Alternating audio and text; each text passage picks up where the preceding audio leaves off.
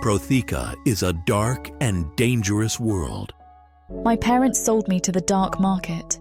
I am the avatar of chaos, and nothing will stop me from fulfilling the prophecy. And the quest for godhood has made it even darker. Looks like you're the only one left. Take a step forward. Delia only seeks her freedom. A gilded cage is still a cage. But Thorne has something else in mind for her. It's her. She's the woman from the prophecy. My key to godhood. Will they be able to escape their fate? Find out now in Celeste King's Fated to the Dark Elf.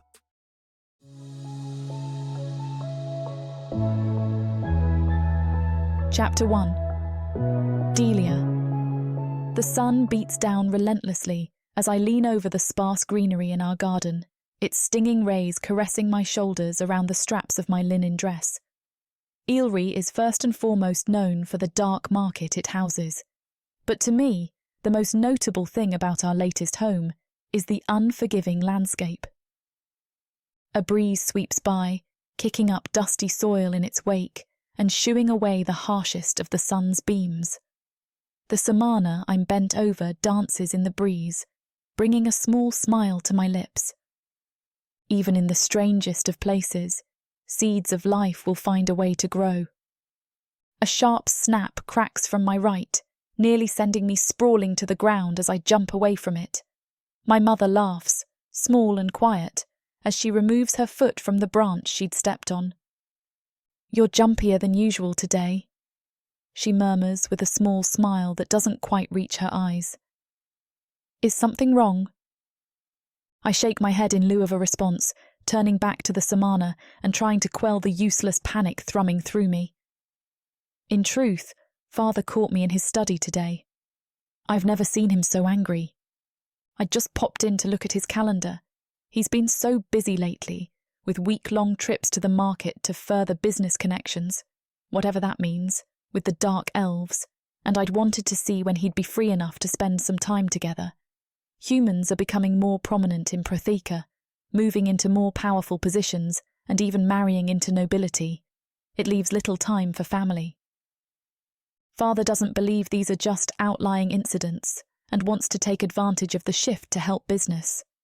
I know he's only away so often to help maintain the wealth we've enjoyed as a family, but I can't help but miss him. Had I known being in his study would upset him so much, I never would have done it. I pour water over the samana, my knees digging into the sandy earth as I lean forward to pat the plant's base. Father has always been prone to fits of passion, as Mother calls them, but I've never seen him behave so erratically. "I think that's enough sweating for today," Mother sighs. "Tea?"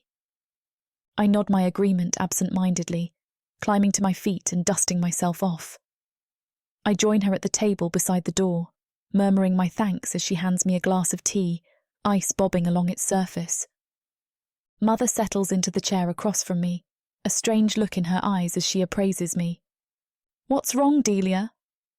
The question takes me by surprise, and I turn an inquisitive look to her. "Nothing," I lie. Talking to her about Father is useless. While I love my mother dearly, she rarely speaks a word against him, even when we both know he's being unreasonable. Bringing up the incident in his study would only make things tense. "Between your skittish behaviour and how unusually quiet you've been, well, you can't blame a mother for worrying," she says. I return her smile, reaching across the table to take her hand in mine. "Nothing's wrong, Mother. I just miss Father," I tell her, offering a stronger smile. Something in her eyes feels different, and if it were any other day I'd probably press her as to why she's acting so strangely. It's not that my mother doesn't typically worry over me. All good mothers worry over their children, after all. But she rarely seems so concerned when my behaviour is mild. Typically, she's only truly concerned when I fall into my more intense spells. "As long as nothing's wrong," Mother says, drawing my attention back to our conversation. The look on her face tells me she doesn't believe me, but I suppose she has plenty of reason not to. I'm many things, but I'm most certainly not quiet. I miss him too, she adds. But his absence is for the best. We're so very lucky, you know, to have the freedoms we do. It's rare indeed for a human family to exist so unscathed, especially in Eelry. Why did we move to Eelry? I ask. The dark market draws in the most unsavoury of all Protheka's denizens, and with the market's largest export being humans, most people avoid the entire continent like the plague. Mother turns a sharp look at me. Silence hangs between us for longer than I find comfortable, and I'm about to apologise for upsetting her when she speaks. You know why we moved to Eelry, she says lowly. Something in her voice, her face, makes my heart pick up speed. I shift uncomfortably in my chair as I break her gaze, nodding my agreement. For father's business. An undeveloped continent means plenty of opportunity, I say, reciting the reasons they gave me numerous times when we moved here. I glance up to find Mother still staring at me, her knuckles white as she grips her glass so forcefully I think it might break.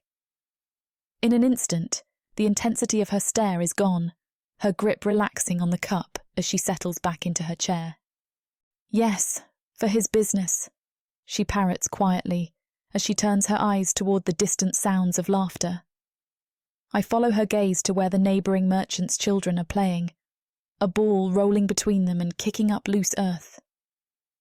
I bite back a sigh as I watch them, a wistfulness I thought had long since died settling between my ribs. Between our constant moves for father's business and my parents' rules, I've never had any friendships that lasted longer than a few months. A part of me wishes that they hadn't always been so cautious with me. I know they have their reasons, but I always felt like the odd man out, kept at arm's length from everyone around us for one reason or another. I suppose it's safer that way. The children halt suddenly in their game, freezing as three figures approach. The eldest of them scoops up the ball and hurries his siblings away, all of them darting back to the safety of their home.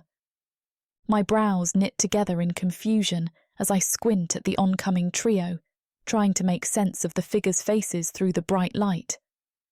"Father!" I cry, as the foremost figure's face becomes clear, leaping to my feet to rush to him. I'd thought when he'd left this morning he'd be gone for another week, and I wouldn't have an opportunity to explain or apologise for being in his study. I take a step towards him, my arms outstretched to embrace him, before stopping short. Two dark elves leer from over my father's shoulders, their eyes lingering on me far longer than I'd like. My arms drop limply to my sides. He never brings business associates home. "Father," I repeat as he stops a few yards from me, his face hard. He extends a hand, and at first I think he's beckoning for me to come to him. My mother's skirts swish as she moves past me, placing her hand in my father's as she joins him.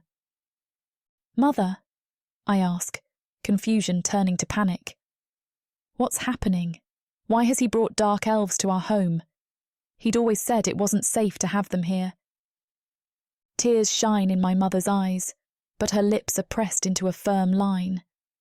My eyes dart between the two of them, my mouth opening and closing, my voice vacating me as I try to put words to the raucous thoughts in my head.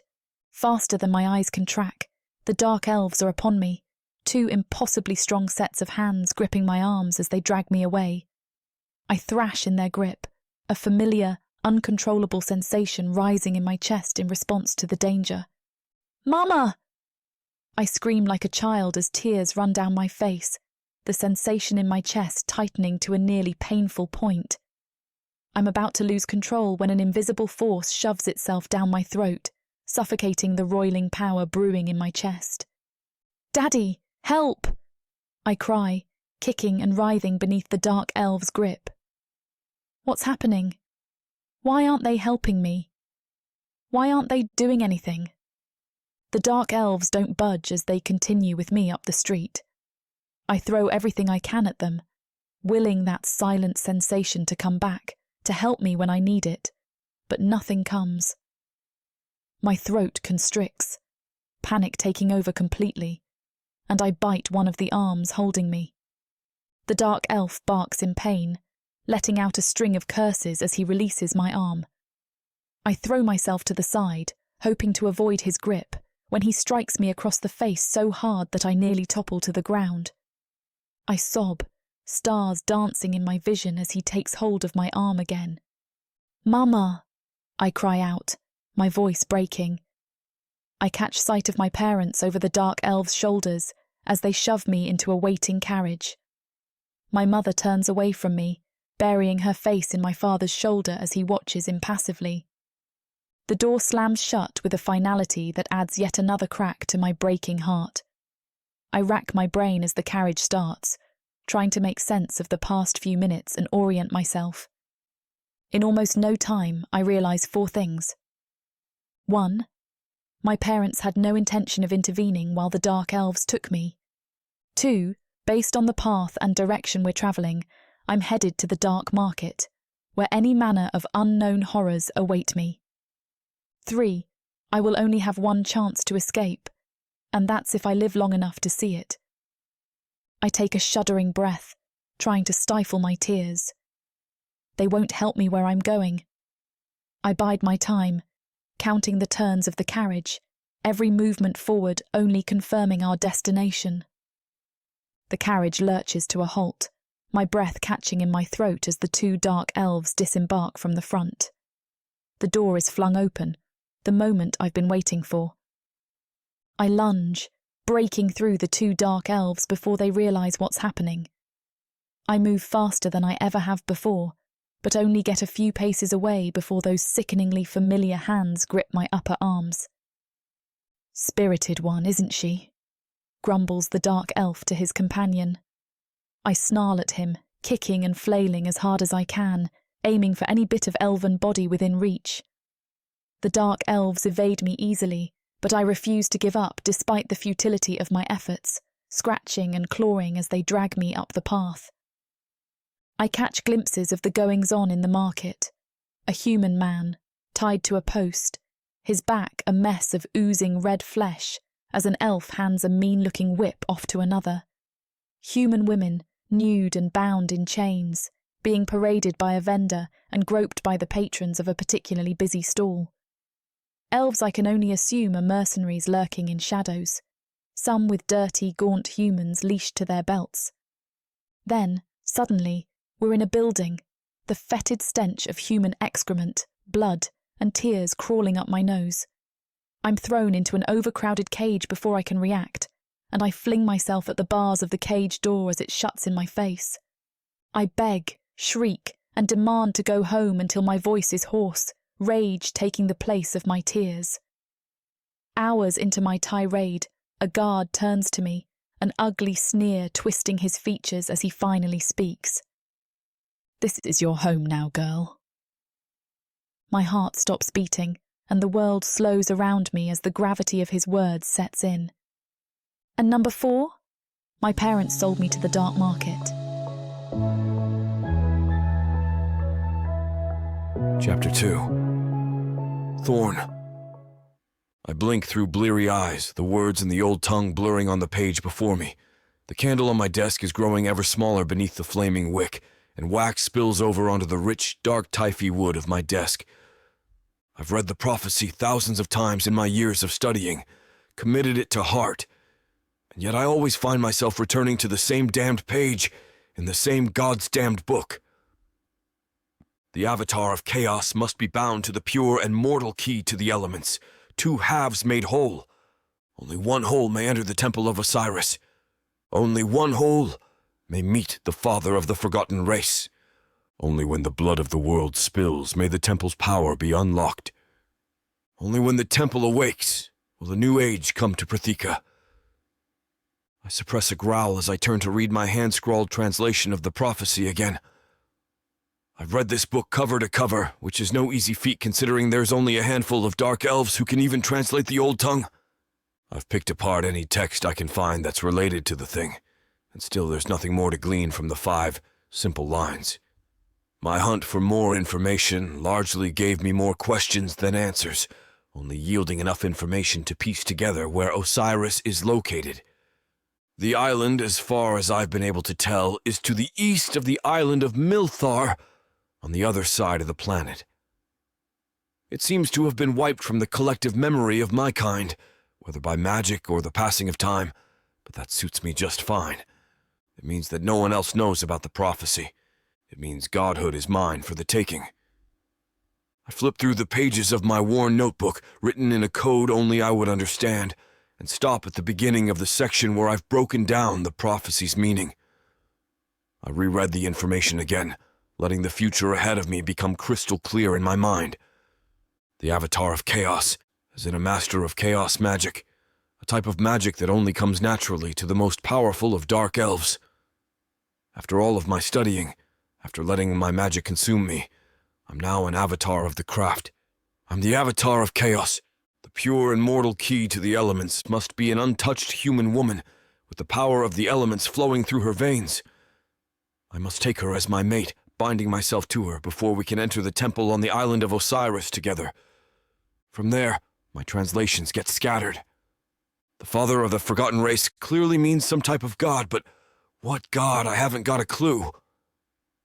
The forgotten race implies that the island isn't uninhabited, but as far as the denizens of the island go, I haven't been able to find much past secretive allusions and vague references. To meet a god means to fight a god, unless you're some spineless priest or priestess. The gods left us long ago, and I can only imagine it's because they've tired of their favored race. In fighting and defeating the god, the blood of the world must spill. This one is only an interpretation, but I believe it to mean that the human woman, with the gifts of the lifeblood of the planet, must be sacrificed. And only then, once the woman is dead and the god of this race has been defeated, may I ascend to godhood. Ages are only ever marked by the ruling of the gods, and I will be the newest member of the Pantheon. The 13 will become 14, and my family will finally take their place at the top. My mother will finally be able to rest. A hollow ache echoes in my chest as I think about my mother's dying words to me. My father can call me obsessive, hound me about locking myself away in the study, but it's only my mother's wishes for the reinstatement of our family name that truly matter to me. She won't have died in vain. I won't allow it. That illness was brought here by the influx of elves to Raich, and as more of them came in, they took everything from me. My family's social standing, my mother, my rank. They'll regret it. A timid knock at the door pulls me from my thoughts, and white-hot anger flashes through me at the interruption. A Zagfer, a member of the dark elf servant caste, enters, carrying with him a tray of food and a pot of tea, and I suppress a snarl. Do they think I need to be coddled? Your dinner, master, the Zagfer says to the ground, hurrying to place the tray on a nearby table, knowing better than to place it on my overflowing desk. I simply stare at him, waiting for him to leave, but he does no such thing. Your father has requested that I see to your well-being. He's concerned about the intensity of your studies, and... Get out, I seethe, magic sparking between my fingers as I try to swallow my rage. My father knows nothing. He doesn't understand how important this is. What I'm trying to do here. The bastard only cares for his image. The Zagfer freezes at my words, the rest of his sentence dying in his throat as his eyes dart to mine, wide with fear. I am your better in every way. Question me, or hesitate to follow my orders again, and you'll lose your tongue. I roar at the elf, who jumps and then scurries from the room. Wise. He should hope I don't see him again. The door clicks shut behind him, and I take a cooling breath, settling back into my chair as I try to refocus. Damn the food and drink. Damn my father. Damn every dark elf in this house. They're all fools. Nothing matters as much as this, as my work. I make no progress before my father bursts into the room, the door slamming open as he enters. Cyrus Enoch, my father, the dark elf who has ruthlessly kept control over our family's fortunes, even as our standing has slid, glares at me with contempt. You will obey me, Thorne, he spits in lieu of a greeting. I stand from my desk, trying to smother my fury at this second unwelcome interruption. I do, father, I respond in the most even voice I'm capable of. "You're a disgrace," he says with a sneer, his black eyes gleaming. "You've done nothing for this family. You have no mate, no rank, no ambition. You lock yourself away in this room with your scrolls and disgrace us. You disgrace your mother." It's not the first time he said it, but the blow lands all the same. He knows the effect bringing up mother has on me. It's why he says it. I bow my head in response, clenching my fists tightly at my sides as I try to portray the image my father is looking for. Father has built a business around his ruthlessness on the backs of the other races that are found on Reach. My clear deference to his dominance seems to quell the worst of his rage, but only slightly. "You're 32. What do you plan to do to keep your promise to your mother? To me?" He asks slowly. A small part of me wishes that I could tell him of the prophecy, of the way it would fix everything that's wrong in our lives right now, but I hold my tongue. If I told him, he'd only try to take it for himself. Godhood is mine, and mine alone. My silence must have extended for too long because my father snorts derisively, taking a step toward me as he appraises me. "You will mate soon, and you will raise our family's name doing it. It's what your mother wanted for you, and you'll be spitting on her grave if you ignore her dying wishes," he says lowly, his speech still simmering. "If you're good for nothing else, at least you can rescue the family's name by tying yourself to someone worthy." I nod at his words, not trusting myself to speak. "Don't send away my servants again," he snaps as an afterthought. "Have I made myself clear?" "Yes, father," I reply. The words are hardly out of my mouth before the door is slamming shut, my study welcomingly empty once again.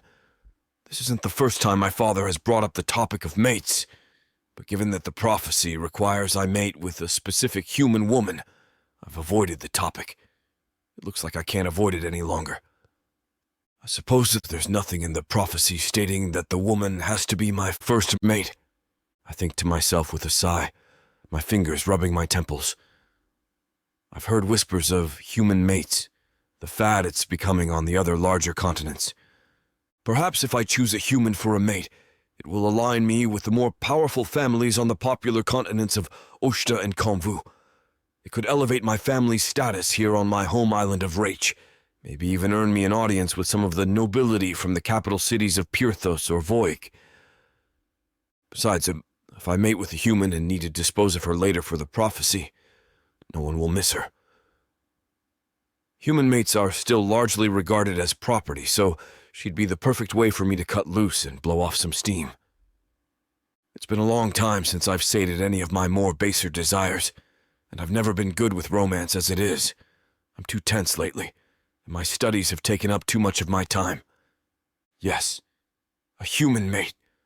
One whose body I can use as I please, and one who will be easy to dispose of when the time comes. It's perfect. Feeling more settled, I get up from my desk, skimming the vast shelves on the walls and pulling a book on elemental magic from the shelves. I might as well acquaint myself for what I'll be looking for when the time comes to fill the prophecy. As I pull the aged tome off the shelf, a piece of paper slides from the binding, fluttering to the ground. I frown, picking it up. I don't know that I've ever read through this particular book before. What could possibly be hidden here? My eyes widen as I realize the paper is actually an envelope, and the familiar handwriting makes a cold sweat begin to bead on my brow. I slide the letter from the envelope, skimming the pages. It's a letter from my mother, to whom I don't know. Speaking of potential future mates, the contents of the letter feel eerily similar to the conversation I just had with my father, discussing elevating our family through potential matches, what I can bring to the table, etc. My mother and I were never close in life. She was far too focused, just as my father is, on the appearances of our family and what we could stand to gain. But reading this letter, where she touts my many abilities and strengths, makes a strange emotion swirl in my stomach. I hope she's proud of me now. I hope the guide, the goddess of death, lets her see how hard I'm working for her dreams. A bit of writing on the envelope catches my eye before I can delve too much deeper into the feelings rolling through me.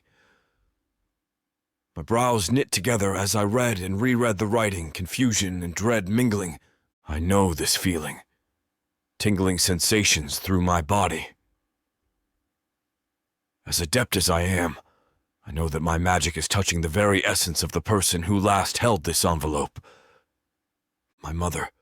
My magic senses that my mother felt this location on the envelope was important, that it was important to the glory of our family name, that it would prevent destruction if handled properly. I can't shake the feeling that, if handled improperly, it will lead to the end of our family. Unprompted visions of slavery, torture, and death flash for a second in front of my eyes. It's an address, one that I recognize but can't quite place. I study the looping letters and I have to wonder, what could my mother want at this place? Earth is pretty much a desolate wasteland since the orcs came over from Protheka, and being a woman, the best you can hope is to be someone's property. Now, after my curvy body catches Korthar's eye, he'll claim me, and I'll serve him, in any way he pleases. You're mine now. Listen to this story and more when you get the complete Orc Warriors of Protheka audiobook and ebook bundle. 40 books, 19 audiobooks, 19 ebooks. You even get 1 free novella and 1 free audiobook. All for a shocking 90% off. Protheka's magic is eternal, and the complete Orc Warriors of Protheka bundle will bring over 100 hours of that magic to you.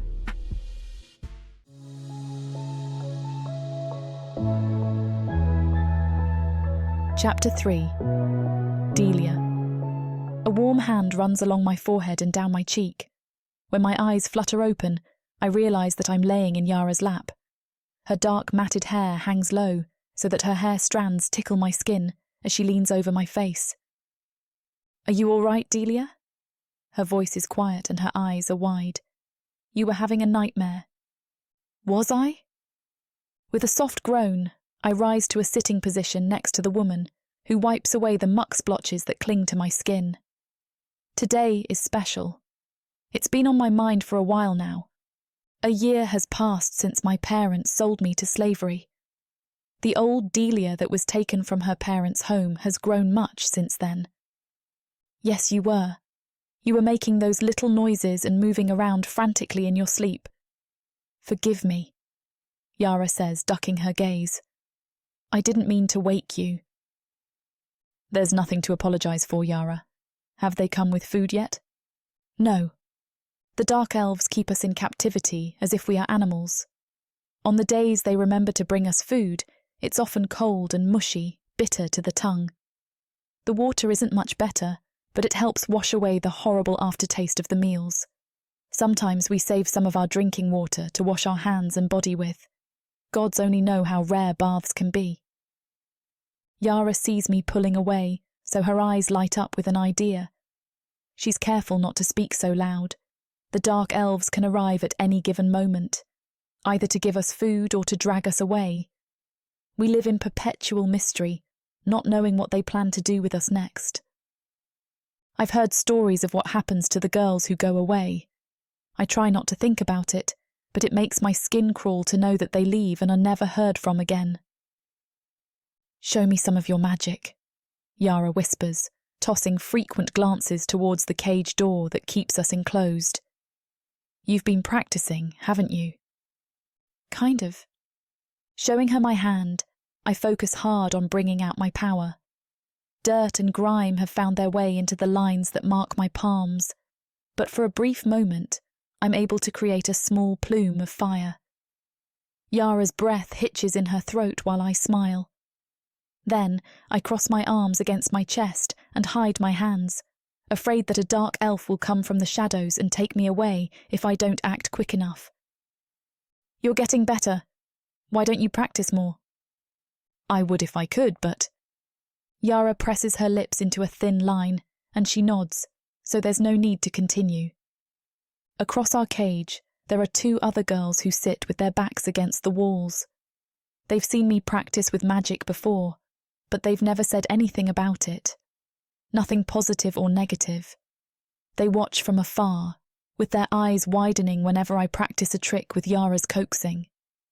I still remember the first time I felt the magic stir within me. It was my first night in the market. I had spent it sobbing in a cage, isolated from the others. I was terrified. I had no idea how to control it when the ice started creeping from my fingertips onto the metal floor. It was so thick that it overtook the simple wooden dowels and shattered them. If I hadn't been so terrified, maybe I could have escaped. But after that, they put me in with the others, locked in large metal cages. I haven't been able to summon that kind of magic since. Sitting patiently, I wait for the distinctive sound of dark elf footsteps. They make a clamour whenever they arrive. It starts with the heavy steps and grumbled remarks, then the chains rattle. Cages open brusquely, and the screams start whenever they take a girl. The last time they did that, it was the dead of night. I laid frozen on my stone slab, staring into the wall, as the girl screamed her heart out while they dragged her away. Her begs and pleas ingrained themselves into my mind, making it difficult to think about anything else when I closed my eyes and tried to sleep again. Truth be told, I didn't get much sleep that night at all. "Try it again," Yara mumbles, taking my wrist and holding it with my palm facing up. "Do the other trick you know, the windy one." Sighing through my nose, I stare at my palm and focus. It takes a lot of willpower, but I think about what I want to do, and it often materializes in front of me. I don't know how to explain it. I'm still quite new at this whole thing. A small torrent of wind erupts out of my palm and swirls towards the ceiling. The spell comes to an abrupt end because of my giggles and the way I pull away to hide my hands again.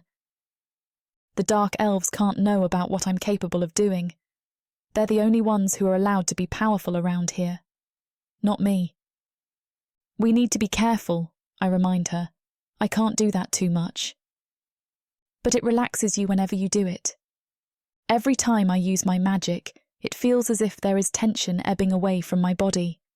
It starts in my lower back, then along my sides and into my shoulders. By practicing magic, it releases some pressure that gets clogged in my body for far too long.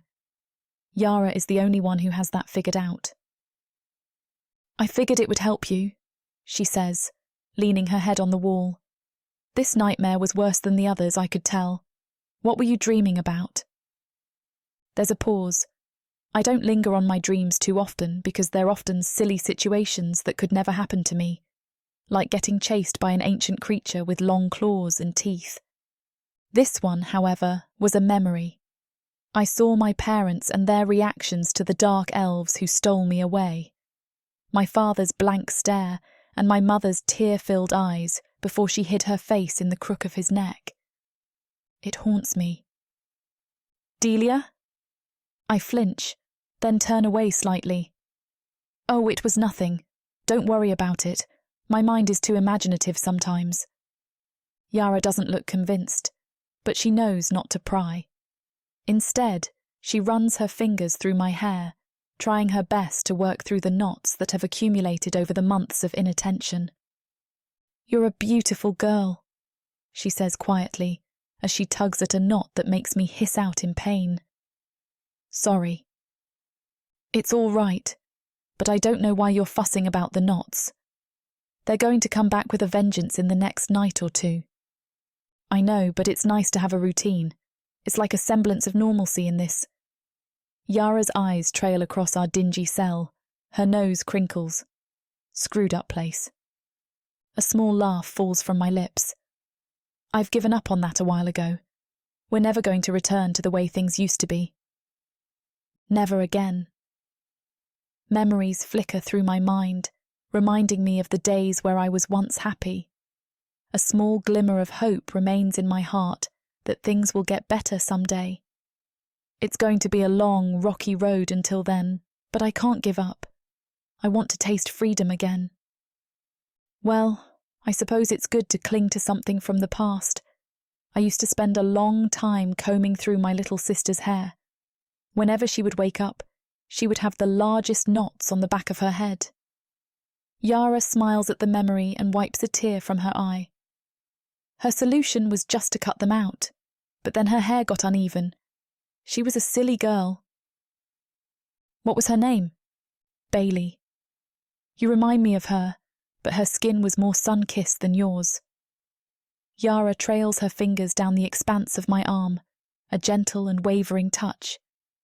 I wish they would let you out more. It's a cruel thing to keep you locked up like this, away from the flowers and the sun.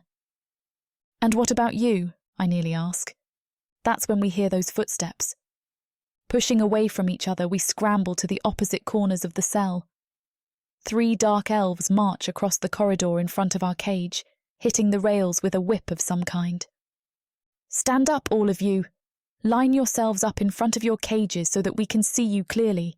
Whoever refuses to follow orders will be punished accordingly. Within seconds, Yara and I hurry to the front of our cage so that our noses nearly brush against the cold rails that separate us from them. The girls in the cage across from us do the same, trembling slightly. I keep my gaze fixed on the ground below. I don't want to make eye contact with the dark elves. That might be a sign of defiance.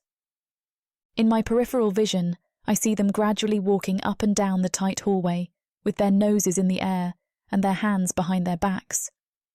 They're observing us, I think, sizing us up. They tower over every single one of us and they could crush us with one firm swipe of their hands. One of the dark elves stops before our cell, and he doesn't move. Yara is breathing heavily beside me, and I'm trying to hold back the tears forming in my eyes. You, he says, voice deep and gravelly. You're coming with us. Ice fills my veins. My jaw clenches as I brace for the worst. The cage opens suddenly, and the dark elf reaches in to grab me by the hair, yanking me out of the cell. I bite my tongue to prevent myself from crying out, but the tears fall steadily. Holding back a whimper, the dark elf drags me through the hall and to his companions that await him. I catch a final glimpse of Yara, who is crying silently, with a hand covering her mouth and nose. I want to call out to her, to tell her that everything will be all right, but I would be lying. The dark elf's grip on my hair tightens and his stride quickens. My heart sinks into my stomach and I nearly forget how to breathe. What's going to happen to me? From the depths of the darkness of Protheka, Or clawing up from the realms of fantasy. come the most fearsome beasts you have ever seen. These monsters are done watching from the shadows. Now, as they step into the light, something unexpected grips them. Something even they can't fight off. Love, Vampires. demons, Dark elves. gods. Minotaurs. Creatures of light and dark. They will protect their mates. Do whatever needs to be done. Morally grey heroes who will burn the world to protect the women who love them. 10 audiobooks. Fall into over 60 hours of fantasy romance. 20 ebooks. Over 1 million words of these brutes who will protect their women. Even if they might destroy themselves in the process. Get the immersive Protheka fantasy romance bundle. For 80% off, right now, dive into Protheka at a once-in-a-lifetime discount. The first bundle to offer both ebooks and audiobooks on worldsofprotheka.com. Protheka's magic is eternal, and this romantasy bundle will make it endless.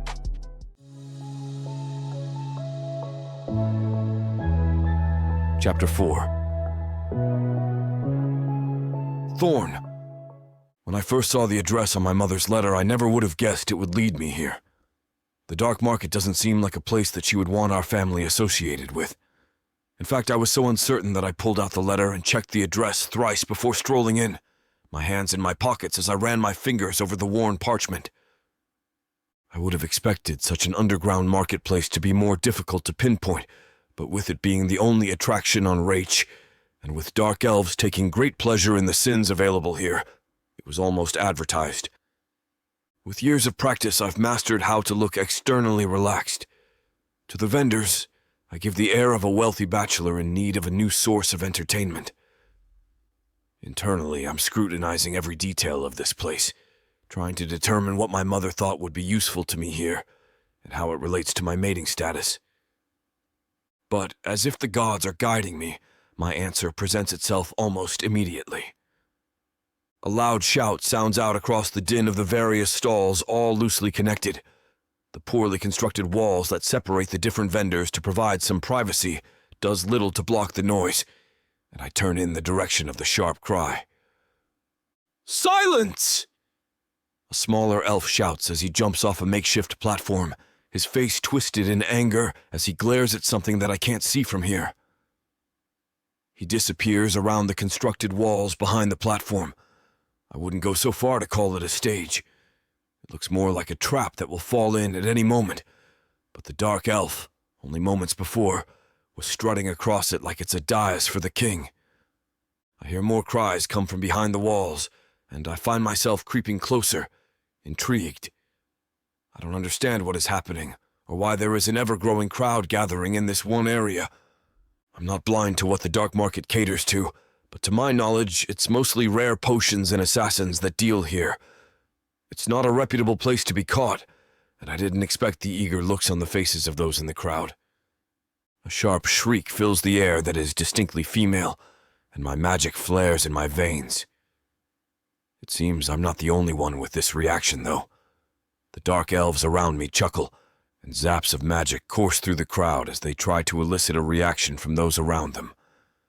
I deflect them with ease, but it does make me feel uneasy with how unhinged this group seems to be. That doesn't stop me from shouldering my way forward, letting tendrils of chaos magic flow from my hand so that they will recoil and clear me a path. The magic should make them feel nauseous, but it has long lost its effects on me with my mastery. I make it close to the edge of the platform, just as something is shoved, stumbling and sniveling, behind the stage. I don't think I was supposed to see her before whatever event is being set up. But as she catches herself, I realize it's a woman. I've stumbled into a human auction, which is perfect. I need a mate, a human one to draw more attention to our family from the royals and silence my father. And here is my opportunity. It only makes me feel more confident when I remember that my mother too wanted me here. Being unfamiliar with humans, I want to see more. And although I might be making a mistake, I slip behind the stage to follow after the girl. I round the corner after her to see several cages set up, various women chained inside of them, and instantly I'm spotted. Most recoil from me, but some stare at me like they know I'm different from their captors. "Sir," a dingy little elf rushes up to me as the girl I spotted is dragged away by her hair, her cries nearly drowning out his words. "Have you come for a preview?" He looks at me hopefully, and I decide that this will suit me perfectly. I nod, and his face split into a wide, greedy grin. "Right this way." I follow after him as he shows me to the cages of girls in a separate room. They all have such strong personalities, which intrigues me, no matter the extreme.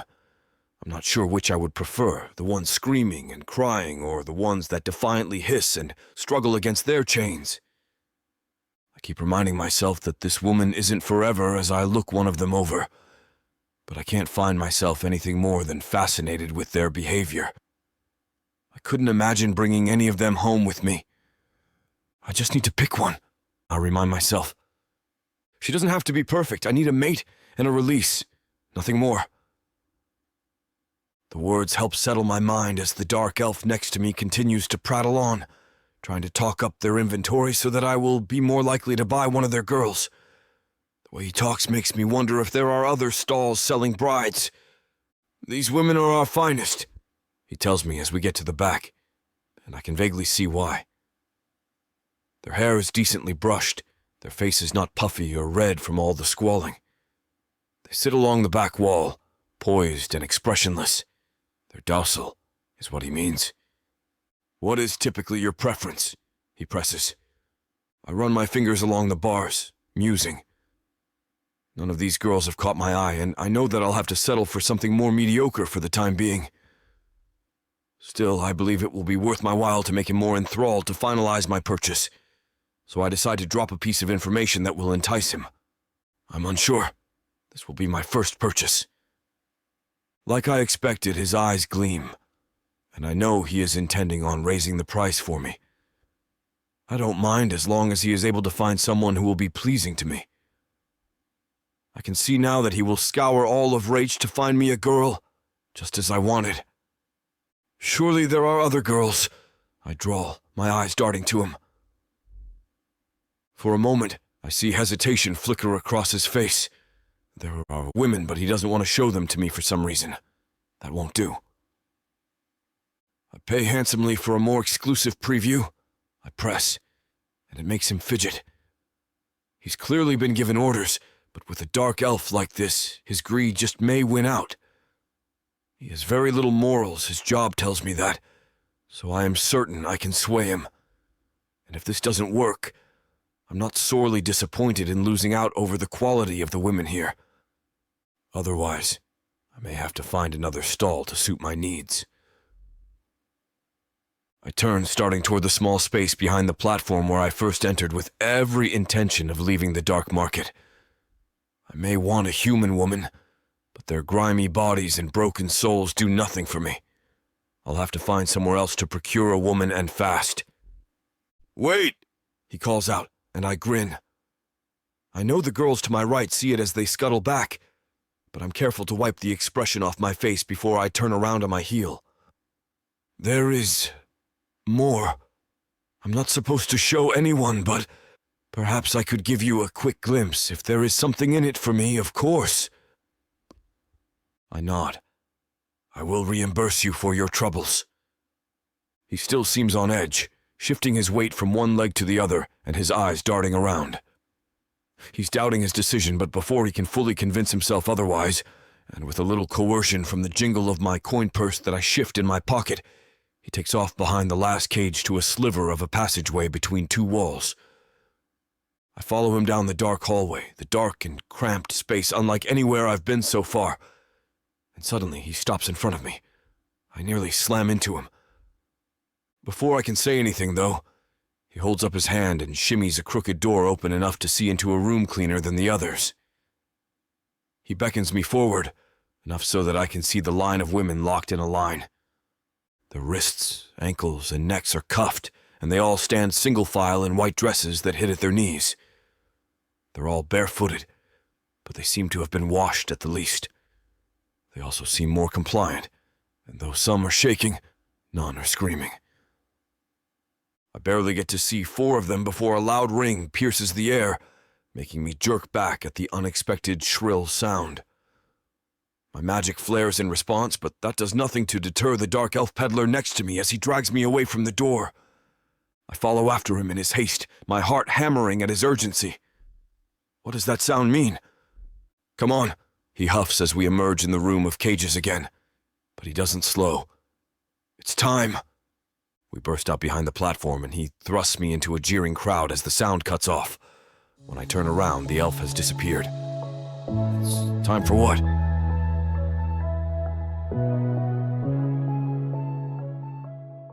My parents sold me to the dark market. I am the avatar of chaos, and nothing will stop me from fulfilling the prophecy. Looks like you're the only one left. Take a step forward. It's her. She's the woman from the prophecy. My key to godhood. This is Delia. Starting price is 3 ducats. You will wed soon and restore the Enoch family name. Okay. I'll lower it down even more. 2 ducats. Who wants to buy Delia for 2 ducats? She is my mate. Destiny has foretold it. You don't know anything about me, and you want me to marry you? You're nothing but a human toy to be used and discarded. Hold on. How about 1 ducat? Does anyone want her? A gilded cage is still a cage. 6 ducats. 6 ducats for Delia. I'll give you revenge on your parents if you marry me. Okay, I'll marry you. Godhood is mine for the taking.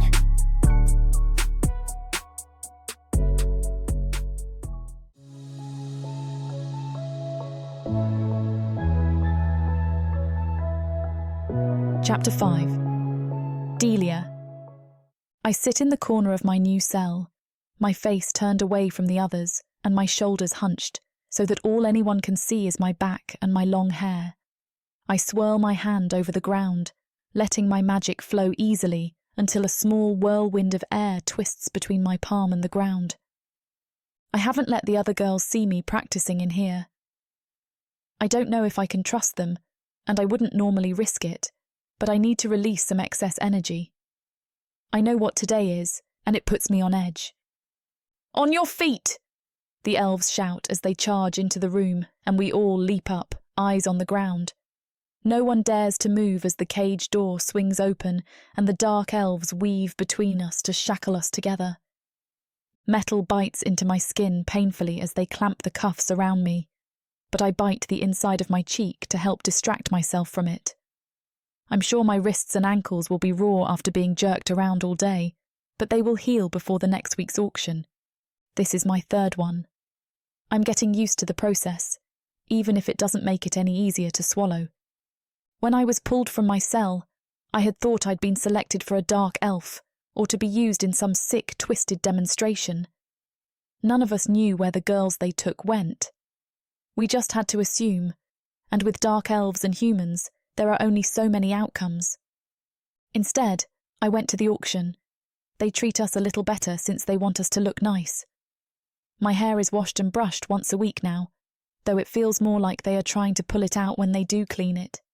Every auction, they put us in these white dresses, a sign of our intact purity, and drag us onto the stage, wood splintering into our bare feet. They never bother to cleanse our wounds after the auction either. Granted, few are rarely left after, and none have made it through more than one without being purchased. Except me. I fear what will happen if no one selects me today, which is making me fidget with my cuffs more, and droplets of blood form along them. I barely notice. Pain is something that I've grown used to in here. I can hear the crowd before I see them, my chains jerked as the girl before me moves forward. She trembles, being new, but she holds her head steady. We are supposed to be prized possessions, in a better position than the others. It's hard to feel like that as I'm pulled onto the stage for the brief preview, and the jeers fall over me. Their eyes are still a few women ahead of me, and their words make my skin crawl. "Look at her. She looks like she'd break easy. Cry for me, darling. I bet your face will be prettier when it's red from your sobs. Oh, look at this one. She's already shaking." And the commentary keeps going until I shuffle into view. An eerie silence falls over them as they take me in, and like the other two auctions, they recoil a bit from me. It's brief as the next woman steps onto the stage, so brief that our captors don't seem to notice, but I do. It's not that I want them to leer at me. The way they evaluate our bodies from the ground is disgusting and it makes my stomach twist. But I don't want to be different. In my stall, being different is dangerous. I'm much more likely to be taken out of the auction, and if this is the best treatment they offer, I don't want to learn what awaits me as a reject. My eyes scan the crowd, looking for anyone who seems interested in me. Internally, I'm begging just one of these elves to take me home. I am not so naive as to think that I will be well cared for in one of their manors, but I do still hope that a better life awaits me. I pray for a dark elf to decide to take me home and offer me comforts that I've thought are long lost. And if the opposite comes true, and I find myself at the hands of a brutal dark elf, at least a manor will be easier to escape than the market. The thought helps me hold on to hope, as each set of eyes dart away from me, and my heart starts to sink. To the side, though, I spot a handful of wealthier merchants leaning together and whispering. A few are looking at me, and it makes my heart leap. To be bought one of the Kasheng bodes well for me, and I lift my chin higher, trying to look sweet and docile. Two rake their eyes down my body, still trying to keep their conversation private. My lips curl up in a soft smile, and one of them nods, making me feel giddy. He looks nice, and I can imagine that he would treat me better than chaining me up. For a moment, I let my mind drift, taking me away from this place. I picture a large manor with plush hallways and massive rooms, one of which will be mine. I'll have a bed again and warm food and clean water. I'll have to earn it, that I know. But with this as my other option, I've found I'm not as attached to my purity. And I've heard whispers of dark elves taking humans as true mates, not just buying slaves and toys to use and throw away. There is higher nobility on the big continents that cherish their women, and while many laughed when they heard that story, it only inspired fantasies for me. While I've allowed myself to hope for more than this place, I have tried to squash the idea that a dark elf could fall in love with me. But it's something that has festered in me, the need to be loved and wanted, if my own parents couldn't manage it. No, that's not true. I bite the inside of my cheek again. I originally thought there had been a mistake when I was brought here, but the longer I've withstood the treatment, the harder it's been not to see my parents as cruel. I'm sure there is some explanation for why I ended up here, and I intend to learn it as soon as I escape from here. I will find them, and I will confront them. My fantasies are shattered with the reminder of how I ended up at the auction in the first place, and the din of the crowd sweeps in once more. I'm not sure if it's any easier to swallow, and I'm starting to feel fatigued from the realities I can't seem to escape. Suddenly, a commotion catches my eye, and I turn toward the right of the crowd. A dark elf stumbles out from behind the stage, but I don't recognize him. They don't usually let patrons around the cages on auction day, but as he's thrust into the sea of bidders, I can only assume he must be looking to purchase one of us and was thrown out from our holding area. The dark elves around him look annoyed, but they quickly recoil from him, giving him space. It sparks my interest when the vague look of disgust and fear flicker across their faces. It's so similar to the way they look at me that I find myself scrutinizing him, trying to tell why he is different too. As he turns, I see his palms emitting wispy, pale blue currents of magic into the air. It's unusual for the elves to pull away from magic, but everyone keeps a wide berth from him as he turns back to the stage, the faint colour still twisting around his body. His long black hair falls into his face for a moment, obscuring it from my view, and I let my eyes run down the half of his body I can see. He's tall and fit, as most dark elves are, and his clothes tell me he is wealthy. He seems to command his magic well if the average dark elf can't deflect it, and I find myself drawn to him. He lifts a hand to brush his hair behind his ear, and I catch a glimpse of his face. His cheekbones are high and sharp, his jaw strong. The tips of his ears are more elongated than most, and poke out from under his hair. His skin is lighter than most, a slate grey instead of a deep obsidian, and I find that it complements his features well. But none of that measures up to his eyes. My breath nearly stops in my throat when our gazes connect, and the ongoing auction is drowned out as I'm dragged further on stage. His eyes are a beautiful blue silver that seem to shine from under his thick lashes. Instantly, a rush of heat floods through my body as my magic flares. I gasp, and the girl to my right looks at me curiously. I don't tear my eyes away from the dark elf, though. Not as my magic fills me to brim, begging for a release as he watches me. I've never felt like this before. None of the dark elves here have ever triggered such a reaction from me, even when I'm in danger. I don't understand why my magic is stirring, but I find that I want to get closer to the dark elf to understand what this feeling is. And as I feel my skin start to thrum with the intensity, he cocks his head, his eyebrows pinching together. My heart pounds as he does so. He knows I have magic. And if I don't figure out how to escape, he's probably going to kill me because of it.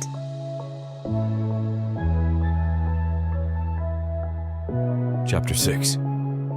Thorne. As I turn around, I hear vulgar remarks about the human women being brought out on display.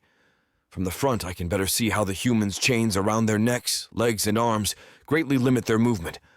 They are strung together so that they are forced to move in unison as they are brought on the stage by their handler. The dresses that looked white in the previous room are almost see-through beneath the lights.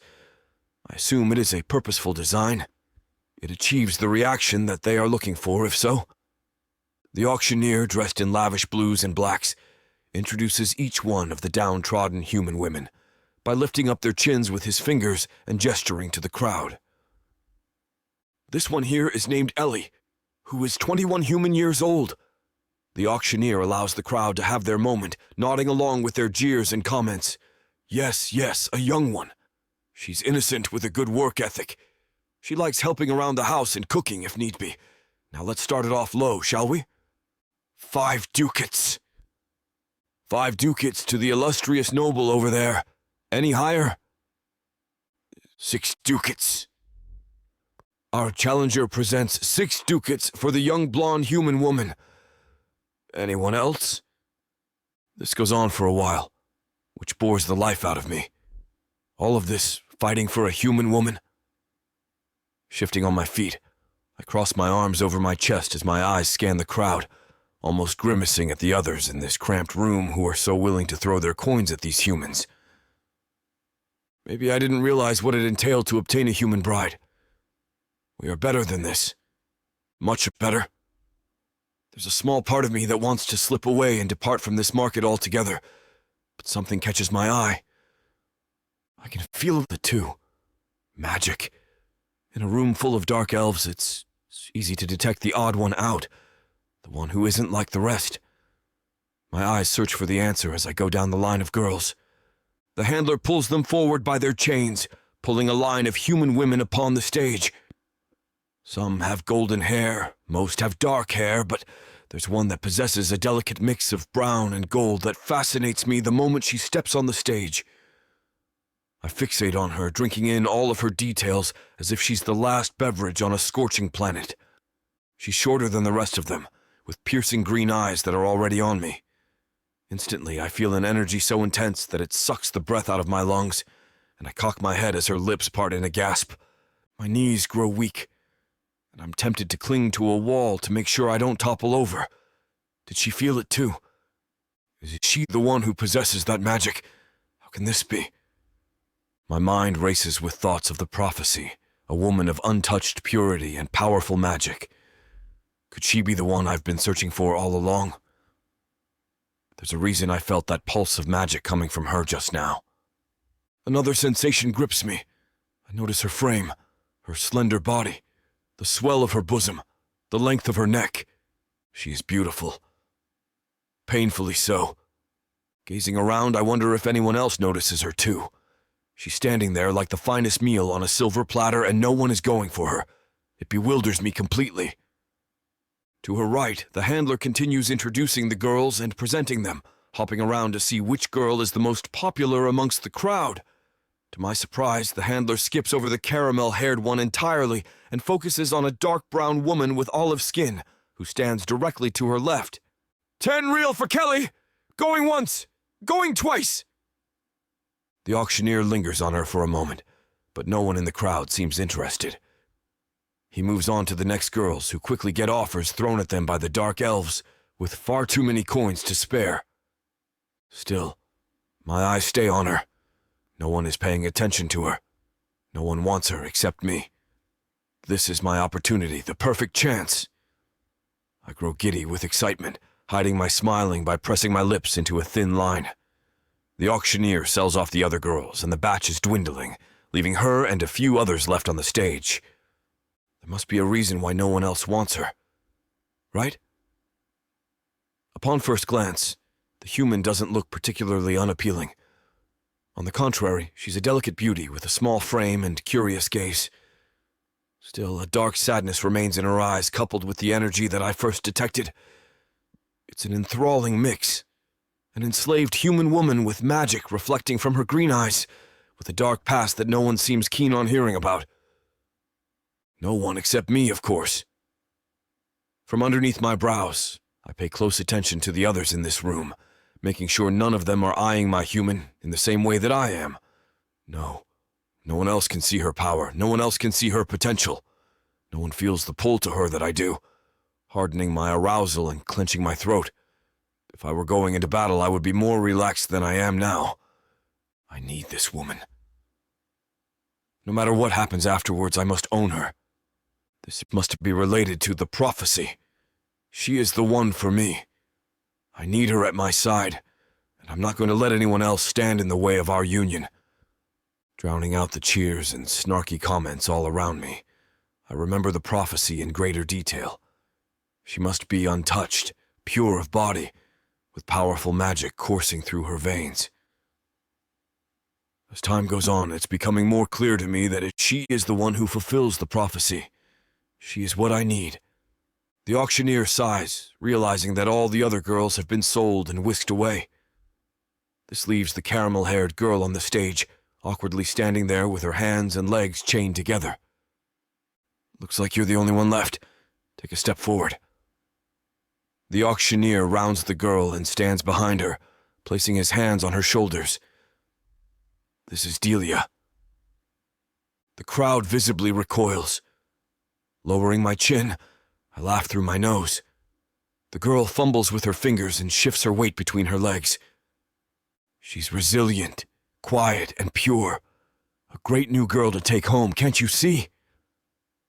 The auctioneer is doing everything he can to convince the crowd that she's just as good as the other girls, but their shoulders are slumping.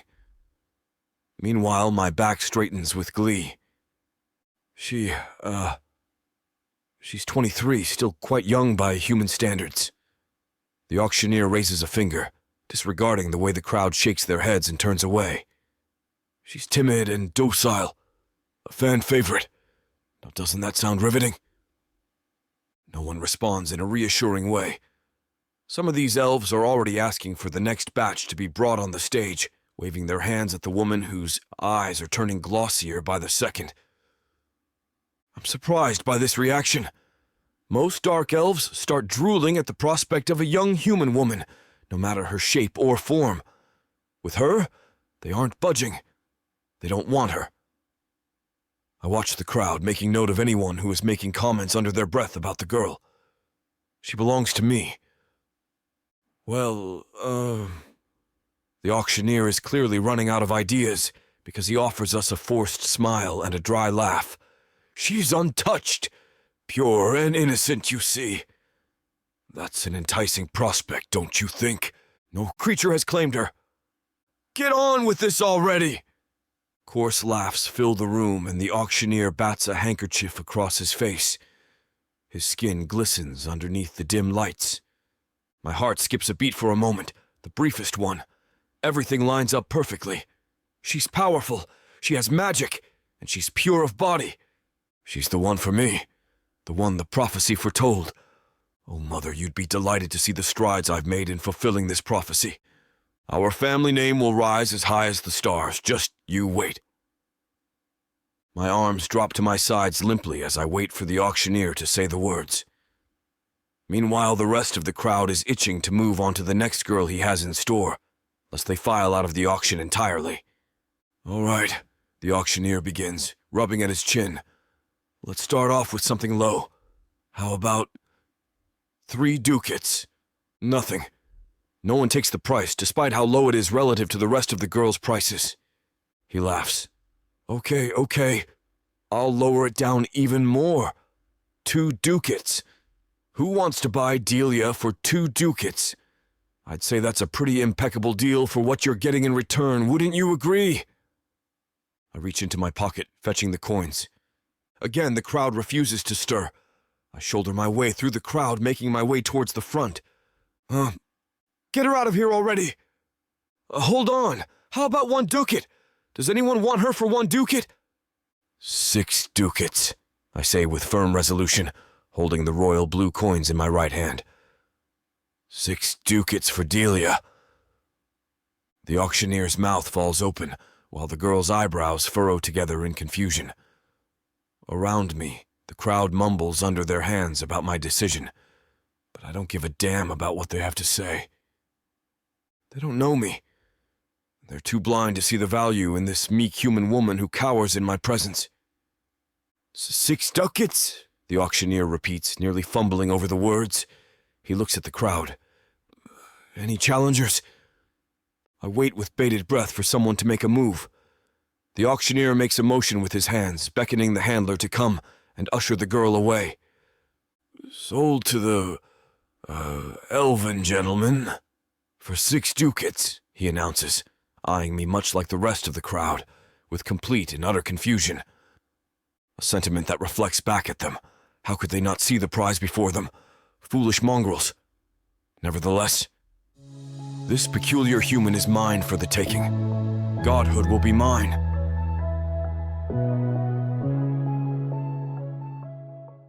Orcs, gargoyles, vampires, ice monsters, demons of the dark. These beasts seek war, destruction, and power. And there's only one thing that can tame them. Love. This is your chance to get the uncut and unabridged audiobook bundle. No detail is spared. Use discount code YouTube30 for an additional 30% off of the already discounted price. Go to worldsofprotheka.com. Get access to countless audiobooks and discounted bundles where I talk you through every last scene. Protheka's magic is eternal. Audio bundles will make it immersive.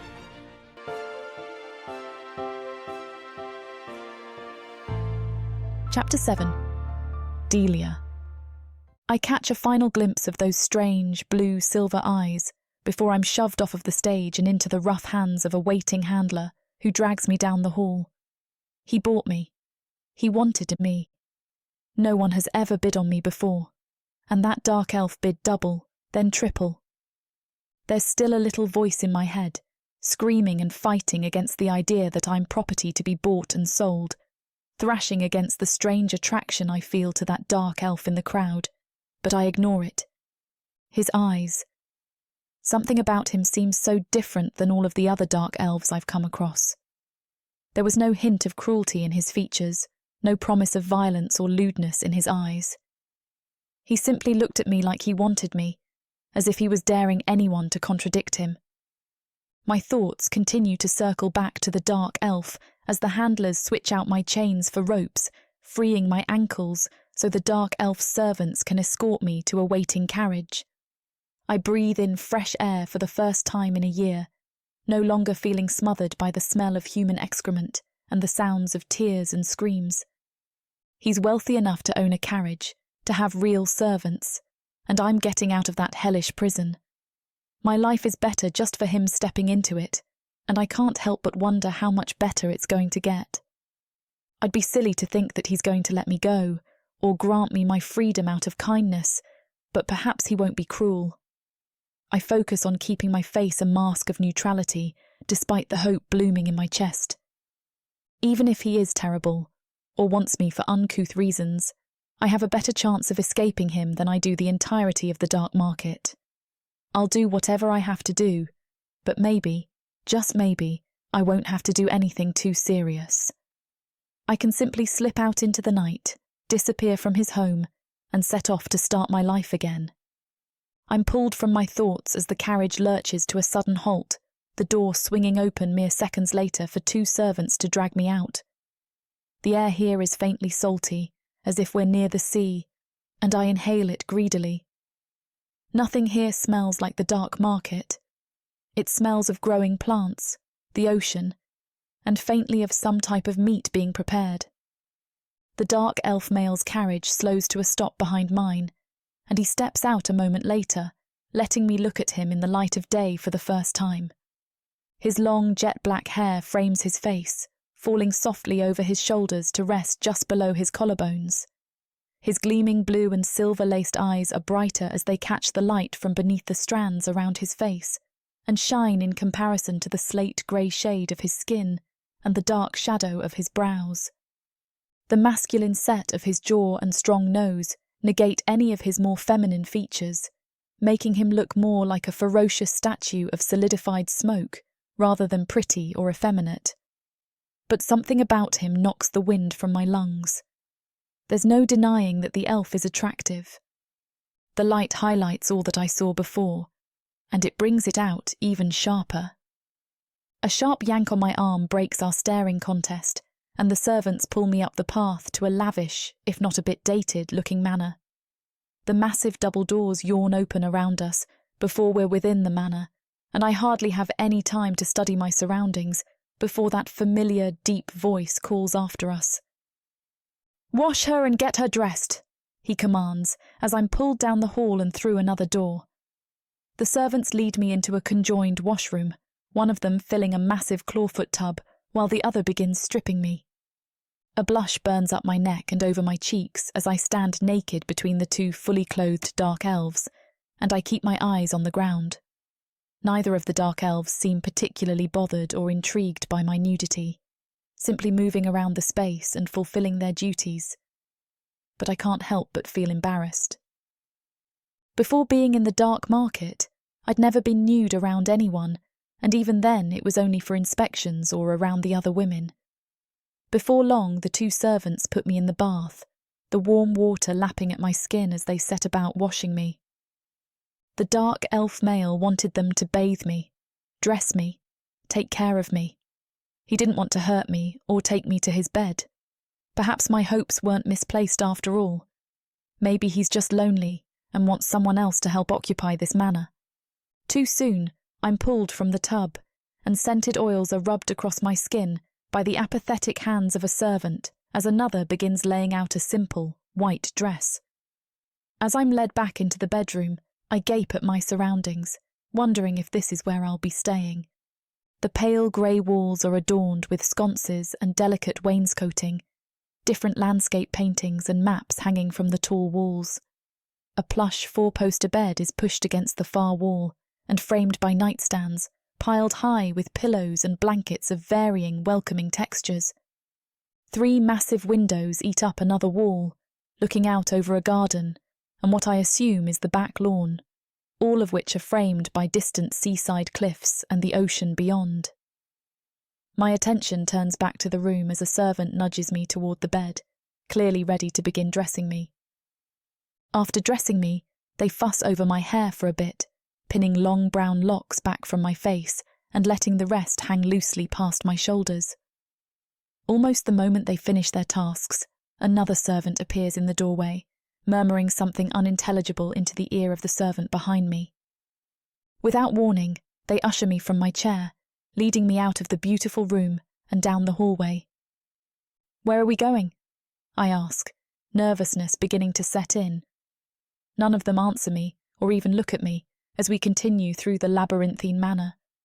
Eventually, I find myself in front of another pair of doors, and 2 of the 3 servants all but flee up the hall while the other knocks on the door. "Come in." His voice sends electricity down my spine, equal parts fear and anticipation coursing through me. No doubt he plans on setting the rules with me, telling me either directly or indirectly why he's brought me here. Why has he brought me here? The servant practically shoves me into the room before closing the door behind me, and I can't help but feel like I've been left for dead as those brilliant eyes meet mine across the room. Shelves line the walls, and a fire roars in the hearth to my left. The study seems eerily quiet, and the quiet is growing more intense with every passing second we spend staring at one another. Remembering myself, I curtsy, unsure of what I'm supposed to do. The dark elf snorts as he rises to his feet across from me. "Sit," he commands, motioning to a far chair. I do as he says, still feeling unsure of what's expected of me, but knowing better than to defy him. The dark elf settles into a chair across from me, his body the picture of a casual nature that doesn't match the intense look in his eyes. "How did you learn magic?" My heart falters in my chest before picking back up at a fever pitch, and the air whooshes from my lungs. He's going to kill me. Don't bother trying to lie.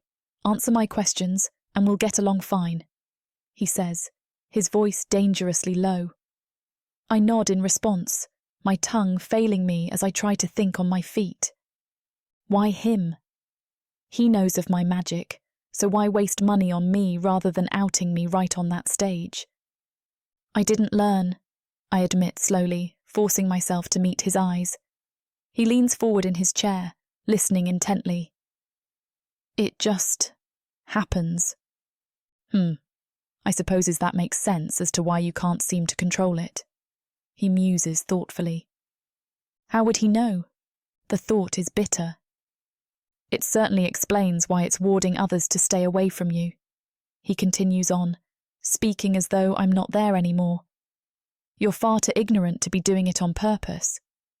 This man is an ass, and he is definitely an ass on purpose.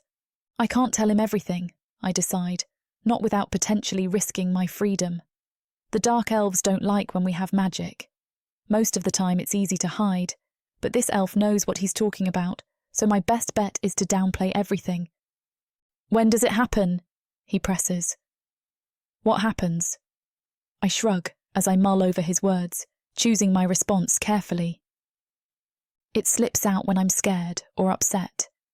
Lots of things happen. Sometimes it's fire, other times it's water. I don't really know what you want me to say. I don't know how or why it happens. The dark elf makes a thoughtful noise, his eyes boring into me as he thinks. Who sold you? He asks, the complete pivot in our conversation throwing me for a loop. I blink at him uselessly for a moment, and he growls under his breath. I don't like to be kept waiting. I said, who sold you? He asks again, his voice rougher. My parents, I say quickly, not wanting to incur his wrath.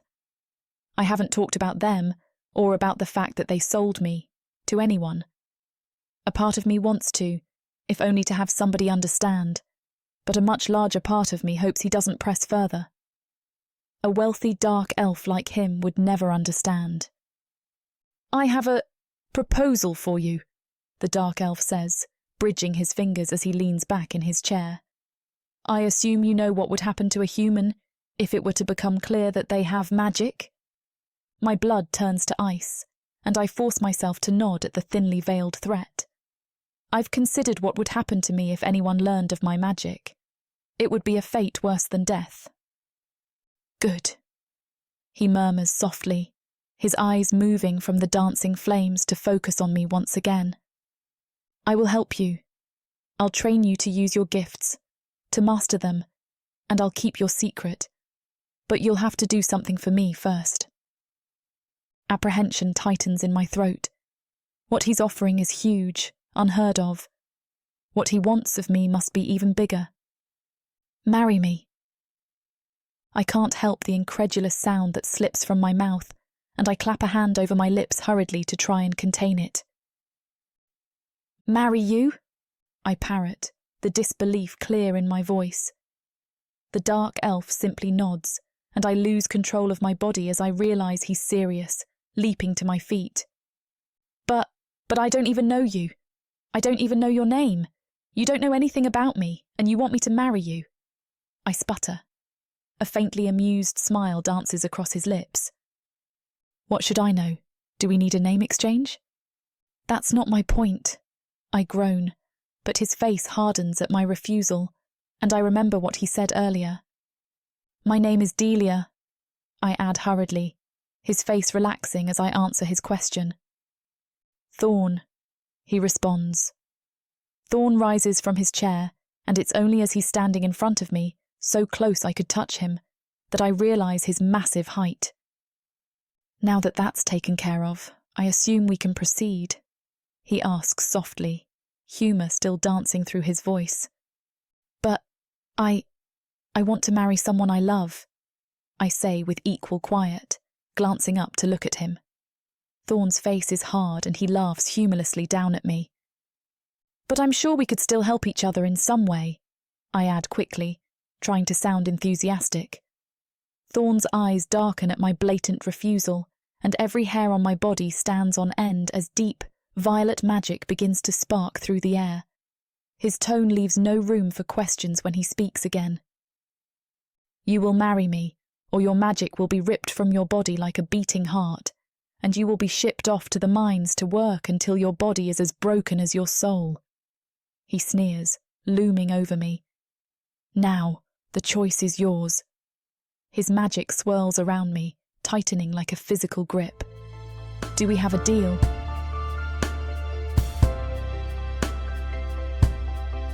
Chapter 8, Delia. Do we have a deal? The dark elf asks again. I've grown quiet. I don't know what to say. There isn't a lot of room for advancement on Protheka for a human slave.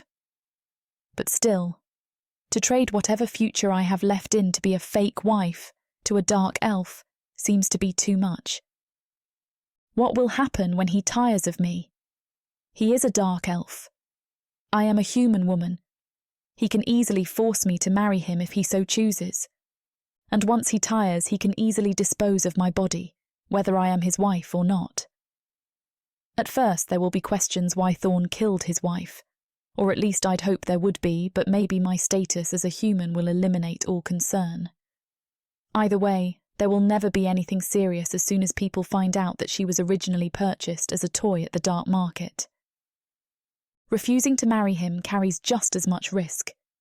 He'll rip me apart, strip me of my magic, and dump me somewhere I'll be truly helpless.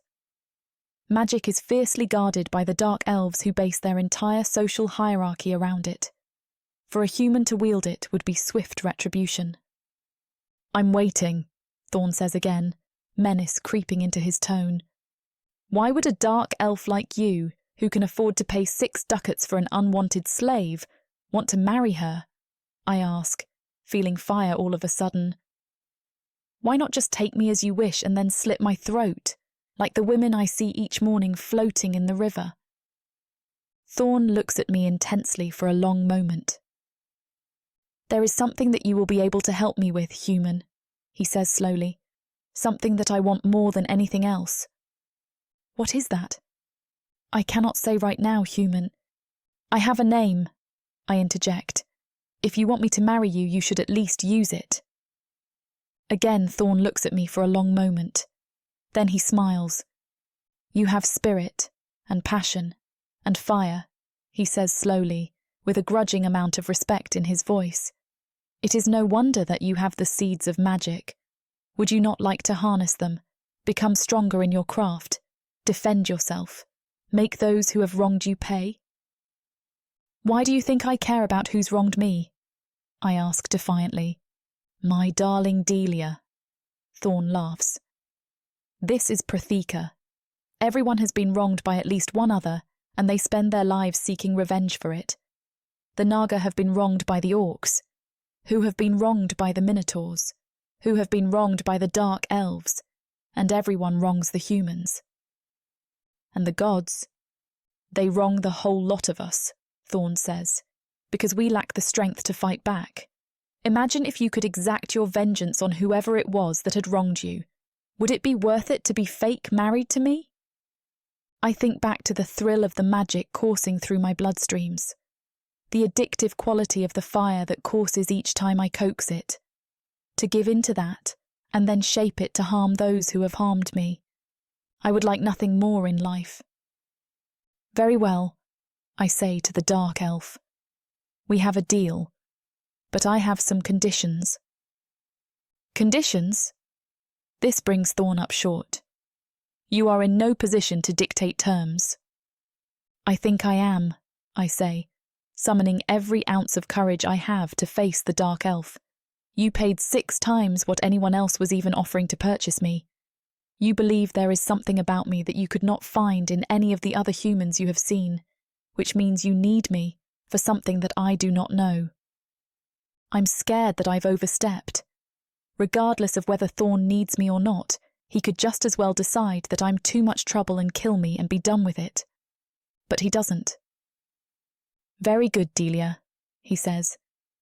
You may give yourself too much credit, but let's suppose that I truly need you that much. What sort of conditions are there? I take a pause. Never in my wildest dreams did I ever picture myself in this situation. 2 weeks ago I thought I would die a broken woman in a dirty cell, and now I stand, still in chains, but at least negotiating with a dark elf. No sex, I say. I'm not a toy like the other girls you can buy at the market. I see Thorne stiffen. I can't help but notice the bulge between his legs, and I bite my lip nervously.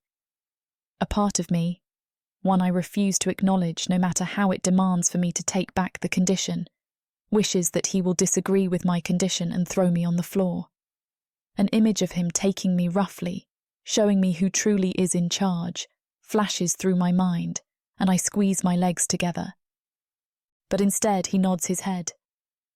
Agreed, he says. No sex. I promise to protect your purity from any and all creatures, including myself. And I'll pretend to be your wife in public, I say, but I won't pretend when it's the two of us. Agreed, you won't have to pretend when we are alone, he says. And further, when you are not pretending to be my wife, I will help you strengthen your magic. Not just strengthen my magic, I say, but use it for vengeance. Thorne smiles. I will help you harness your magic and use it for vengeance then, he says. By the time you are done, you will be a feared magic user, perhaps the only human magic user who will have nothing or no one to fear. Will you hunt down your parents? Memories of being taken from my home flood before my eyes. How I long to hurt the dark elves who ripped me away from the innocence I was cocooned in. I will burn them. I will burn their homes and their families. I will repay the sins they have visited on the humans and other races of this planet. And Thorne, the handsome dark elf who promises not to touch me, will help. All he asks is my willingness to pretend to be his wife. Why does he want me to be his fake wife? What game is he playing? He is handsome, beautiful, cunning, and smart. There is something he seeks that he will not tell me.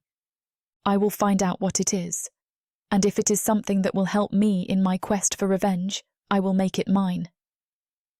There is only one question, Thorne says to me. I look at him expectantly. Are you a good liar?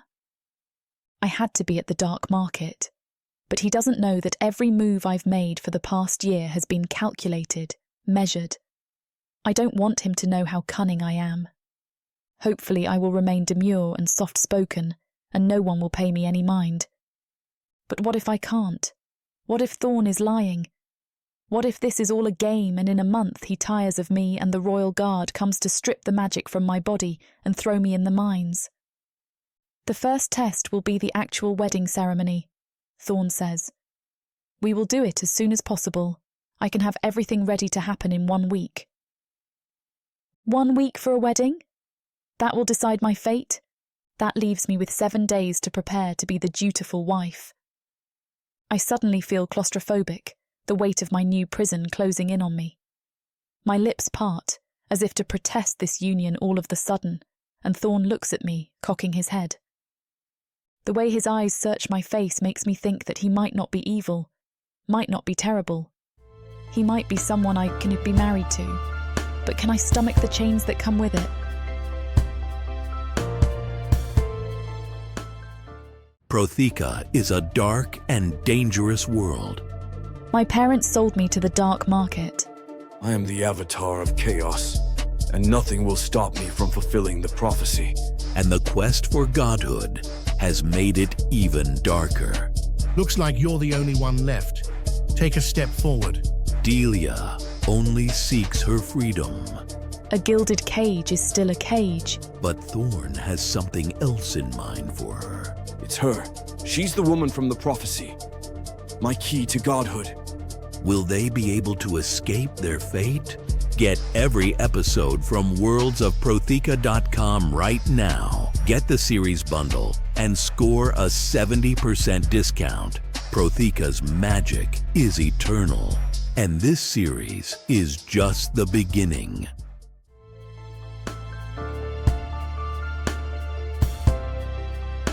Chapter 9. Thorne, I'll marry you. Her words from the week prior echo in my head through the entire ceremony.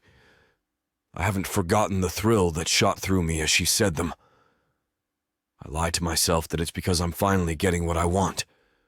But over the past week, I've only become more drawn to the fiery woman that I'm taking in my arms. Cheers erupt from the gathered crowd as I pull away from Delia, her face crimson at the ferocious kiss.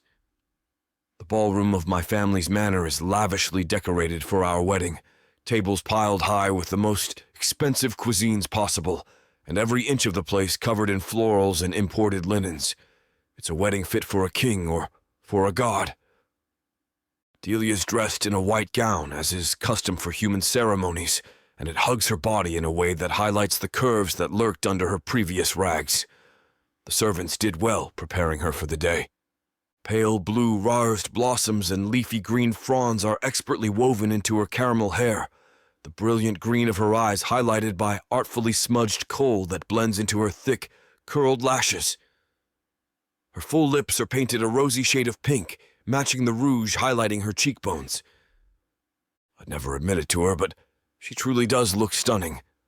Now that the irksome ceremony is over, we're tasked with acting the part of the happy couple. Delia and I both know to play the part, but I'll have to make sure she upholds her end of the bargain. Having a runaway bride, or even just a clearly unwilling one, could ruin my family. Delia and I descend from the altar on the dais hand in hand, and I sneak a glance at her. To her credit, the smile on her face is masterfully crafted, and she bats her lashes bashfully for the benefit of the crowd looking on. Good, very good.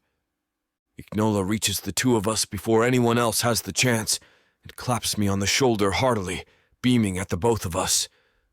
My closest friend is genuinely happy for us. But even he does not know that this is all a farce. I never would have thought a human mate would be in your future, Thorne, he jokes as he looks between us. Although admittedly, I never would have imagined any woman this beautiful would take an interest in you. Ignola Mundage, my lady, he says through his laughter, bowing slightly to Delia and offering his hand. I suppress the urge to roll my eyes as my old friend brushes a kiss to the back of her knuckles, Delia's eyes wide in shock, but not in reproach. Enola has always had a way with women that I've never understood. They fall into conversation, Delia seeming more at ease and comfortable with him than I'd like, but I ignore the strange bristling the sight evokes in me. He's only trying to make her comfortable as my new bride, believing it to be a genuine union of the heart. My father and I lock eyes over Ignola's shoulder as Delia laughs at something he said, and I mumble my excuses to the two of them before striding over to intercept my father before he can interrupt us. Despite my approach, however, my father's eyes never wander far from Delia. He's been preoccupied with her since I brought her to the manor, a fact that hasn't gone unnoticed by Delia. I've noticed the way she avoids him, going so far as to even stay in her rooms when she knows he'll be about. I can't say I blame her. I don't much care for his company either. "Hello, Father," I say cordially. "I'm glad you came to your senses, Thorne," he says in lieu of a greeting, tearing his eyes from Delia to survey me skeptically. "A human bride is an interesting choice, but smart. Perhaps you'll find camaraderie with some of the royalty on Oshta because of it." I nod my agreement, pushing down my ire at his cold, calculated response. It's not as if I'm marrying Delia for love, but leave it to my father to turn a wedding into a chess game. I suppose I'm not even marrying her only to fulfill my father's wishes either, but of course that's the only reason he can imagine for the marriage. I sometimes wonder what it would be like for him to be truly happy for me, or even just consider me worthy of respect. But I shove those thoughts aside. None of that matters. This is how it has always been, and it's how it will continue to be until I'm a god. Pity that it will take that much for him to even pretend to like me. Silence falls between the two of us, and I'm about to assume that he's dismissed me when he asks me a startling question. "How much do you know about your bride?" My stomach turns leaden. How much does he know about my bride? Is it possible that he somehow knows of her magic? No, I decide. There would be no way for him to know of Delia's abilities, especially given that he has no magical ability himself past the normal. Despite her inferior human intellect, she's hidden her gifts well. Besides, she's been a prisoner of the dark market for a year, and I would be surprised if my father had ever come across her. Enough. Why? I ask, choosing my words carefully. My father makes a thoughtful noise as his eyes trail back to Delia, a strange look on his face. "Do you know of her family?" He parries my question with his own, and my patience with this exchange grows thinner. "I know that they sold her. Should I know anything else?"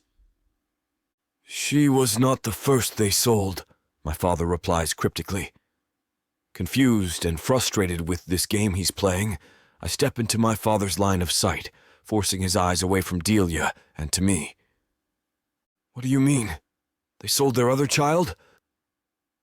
I imagine she would have mentioned a brother or sister if she had one. They had no other children, besides their single strange daughter. He snorts as he swirls the burning jisk, a dark amber drink that is flowing freely in his glass. Delia's father specializes in selling his own kind to our family, among other buyers. We'd often peddle them back to the dark market to bolster our coffers, especially with our plummeting standing, he says lowly, as if worried that Delia or someone else will somehow overhear our exchange. His decreased volume tells me all I need to know about Delia's involvement in this business. She probably has no idea.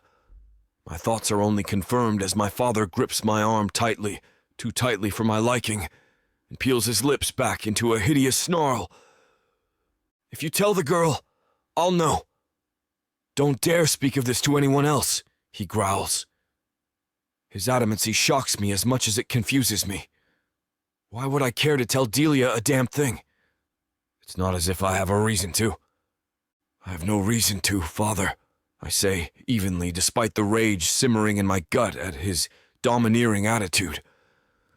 I jerk my arm away from him, breaking his grip, as my father smooths his lavish tunic and sips his dark shisk as if nothing has happened. Good, he replies shortly, turning away from me. They're dead anyway. Enjoy your bride. I stride away from him, trying to put his words from my mind. I don't care about Delia or her family, so why does this bother me? Perhaps it's because her parents' deaths could distract her from my cause, I think to myself as I approach Delia, still standing in the same spot I left her in with Ignola. Yes, that's it. I don't care about her or her family. I just need to get to Osiris. Music begins to play softly as I interrupt Ignola and Delia, not bothering to explain myself to either of them as I sweep Delia into the middle of the dance floor. What are you doing? She whispers quietly into my ear as I grip her waist and lift her arm. We are dancing, I whisper back with equal quiet as our guests begin to gather around the dance floor, watching as I pull Delia tighter to my chest and lead her in time with the music. Discomfort lines Delia's face as she tries to subtly put space between us while we dance. Then I tighten my grip on her, jerking her closer as I lean my head down to whisper into the shell of her ear. My body reacts to her in a way I hope she can't feel. She's not here for that, I remind myself, no matter how ravishing she looks. Act like you like it, I command softly, my lips brushing against her earlobe before I make a show of tracing the tip of my nose across the soft, sensitive skin of her neck. A small gasp slips from Delia's lips, and I watch with satisfaction as her flesh pebbles in the wake of my touch. Guess she won't have to act too much, I think smugly. I pull my face from the crook of her neck to sweep her into a low dip. Delia's cheeks are a luminescent pink as she sweeps low enough that the ends of her hair brush the floor before I draw her back up to my chest. My hand wanders lower from her waist to grip her ass, squeezing as the soft flesh yields beneath the pressure of my fingertips. Thorne! Delia hisses, fury lacing her voice as she jumps from the sudden contact. I suppress a laugh, the sound rumbling low in my chest. Don't worry, my pure flower, I whisper sarcastically. It means nothing. I simply have to make a show of owning you. We both have a part to play. Now play yours. Delia mutters curses under her breath, but does as I say, gazing into my eyes as we dance with a soft smile plastered on her face. Her eyes are murderous, but our guests aren't close enough to notice that. As the music swells, I twirl Delia, and she moves gracefully beneath my arm as I draw her back tightly, finishing our dance with a searing kiss. Something in my chest stirs as my lips move over hers, claiming her as mine. Just acting, I tell myself as I pull away, both of us, breathing heavily as we stare at one another. I'm only acting. Applause sounds around us, hooting and exclamations coming from some of the guests, jokes about what consummating our wedding night will be like rising from the crowd. I notice the panic in her eyes and lean into her as my father approaches with some of our Zegfur. There won't be any consummating, my virgin bride, I whisper as they loom closer. Fret not. Delia glares at me as I pull away, and I give her another smile as my father clears his throat. "The Zagfer who will be attending to you both," my father says, waving a bored hand at the 3 servants standing before us, their heads bowed. "Consider them a wedding gift."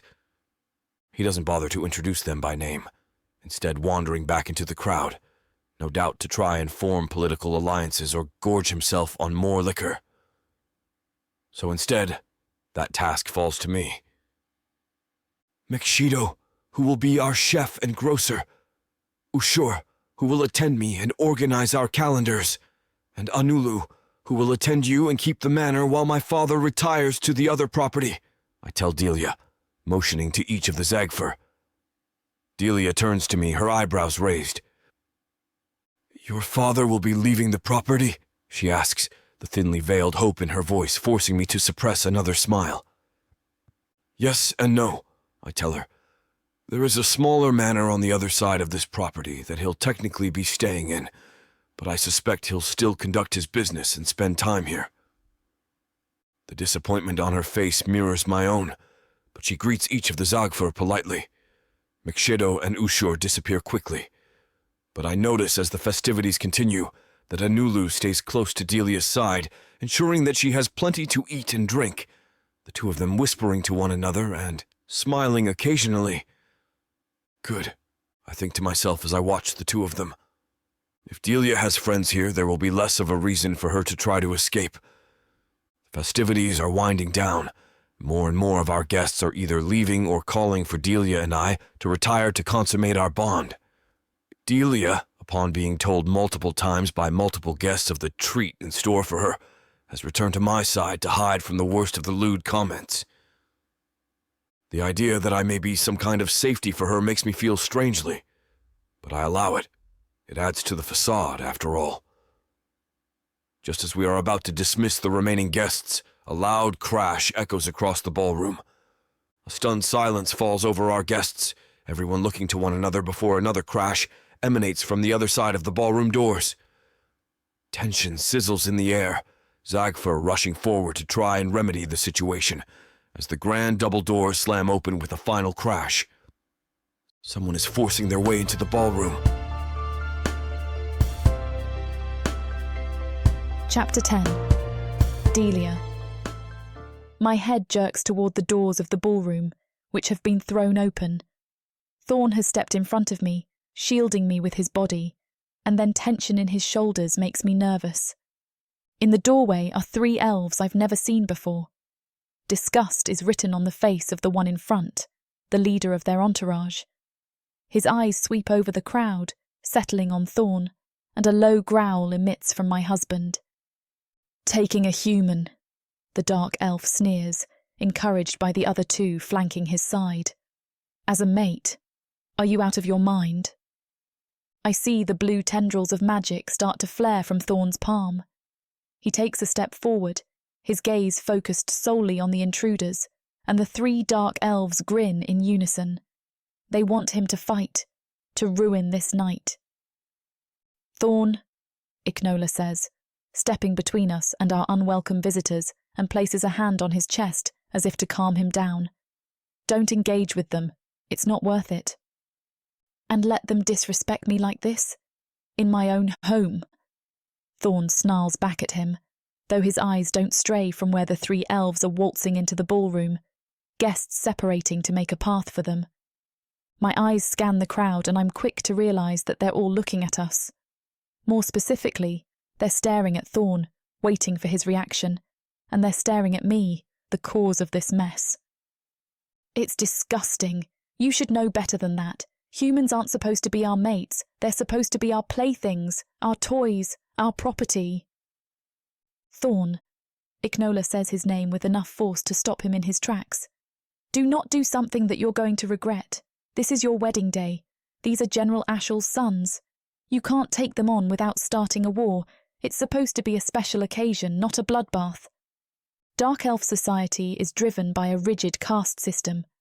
Those on top mercilessly exploit those beneath them, with the level of cruelty increasing as one ascends higher and higher up the chain.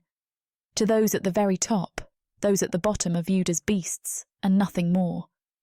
For Thorne to stand up to the sons of a social better would cause strife for his family. And while his own family is prominent, it is clear from what I've picked up and what I've seen that these 3 dark elves come from an even higher station. To challenge them would be tantamount to suicide.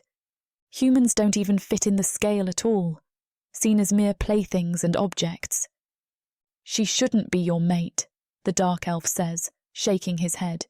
She needs to be stripped of her status and her purity, stripped of her clothes and her pureness ruined by her superiors like every other human meat we come across. Backing away, I search for the nearest exit. Dark elves surround me on all sides, which makes my throat tighten up. I'm finding it difficult to breathe, so I place a hand over my chest while I focus on sucking in deep breaths through my nose. Heat rises to my cheeks and ears. This is unbearable. Should I use my magic? I don't have control over it, but how else am I supposed to save myself from this situation? Delia is my mate in every way, Thorne says, swatting Ignola's hand away, and I don't intend to change that for anyone. Footsteps approach me suddenly.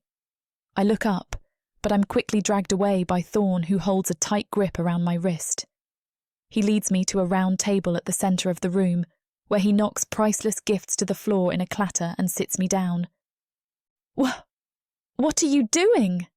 I whisper frantically, doing my best to fight against his hold. Let me go, please. Please, not in front of everyone. Relax, Thorne interjects, resting his lips delicately over my neck. The action sends shudders down my spine. Nothing will happen to you, I promise. But what if you can't protect me and I'm sent back to the dark market? A knot forms at the back of my throat with the mere thought. Please, Thorne, I don't want to go back. Do not insult my strength, little human, he snaps, jerking backward to stare into my eyes. You are my mate, and nothing is going to take that title away from you. He hisses, sending a glance over at the rowdy dark elves who continue to voice their displeasure over the situation. And I'm going to prove it right now. What? I ask, but the word is lost in the voice of another. Oh, Thorne, stop this disgusting display already. The same dark elf throws his hands up in the air, sloshing the drink in his cup. She's not your mate. She's your plaything and should be treated as such. Oh, I beg to differ, Thorne says, a devilish grin that speaks power spreading across his face. And I'm the only one who will ever take her purity. Before I can do anything, Thorne reaches up under my skirts and grabs the fabric protecting my most sensitive place from everyone, and he rips it off with one strong tug. My cheeks flame what I'm sure is a pathetically crimson colour as he throws the fabric across the room and makes a show of undoing his trousers. Sorry for the interruption. I know you were gearing up for a steamy scene, but it's way too hot for this platform. If we want to keep sharing our stories for free, we have to abide by this platform's guidelines. To get the full unabridged audiobook, go to worldsofprotheka.com. Browse through unabridged audiobooks, countless ebooks and bundles offered at a discount. If the thought of me whispering all the dirty details into your ear isn't enticing enough, use discount code YouTube30 to get 30% off of all digital products. Story after story, audiobook after audiobook, the worlds of Protheka are waiting for you. Protheka's magic is eternal. But unabridged, it's unforgettable. To the others, he looks up with a glare. Delia is my wife, not your conquest. You're pathetic, the dark elf leader. Thorne barks a laugh, whipping me upright and pulling my shaking, disoriented body against his chest. What's pathetic is daring to call yourself superior when a woman has never known pleasure at your hand. No, what's pathetic is that you think crashing my wedding and foaming at the mouth makes me give a damn about your worthless existence. The man bares his teeth like an animal and spits on the floor in front of him. Screw you, you arrogant bastard. He simply grins, an offer I happily refuse. Thorne eyes his servants, who nod brusquely and surround the dark elves who were making the disruption. The servants lead them to the door, all while the drunk elves fight, drawl, and curse on the way out. A relieved sigh falls from my lips to see them pass through the door and out of sight, and my body sags even further. But Thorne simply wraps his arm tighter around me and keeps me against his body. And call me crazy, but I almost like it.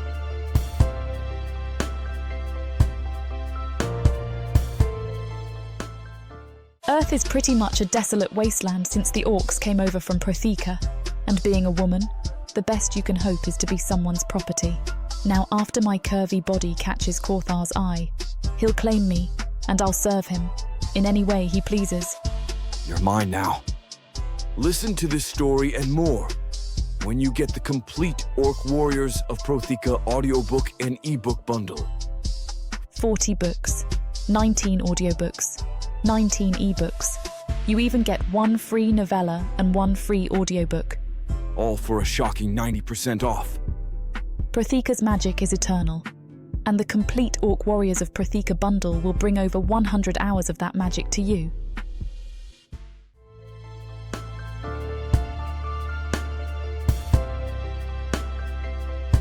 Chapter 11. Delia. Beneath his smirk, I feel Thorne simmering with rage. His skin is warm to touch, and his jaw is clenched as he stares out the door the elves departed from.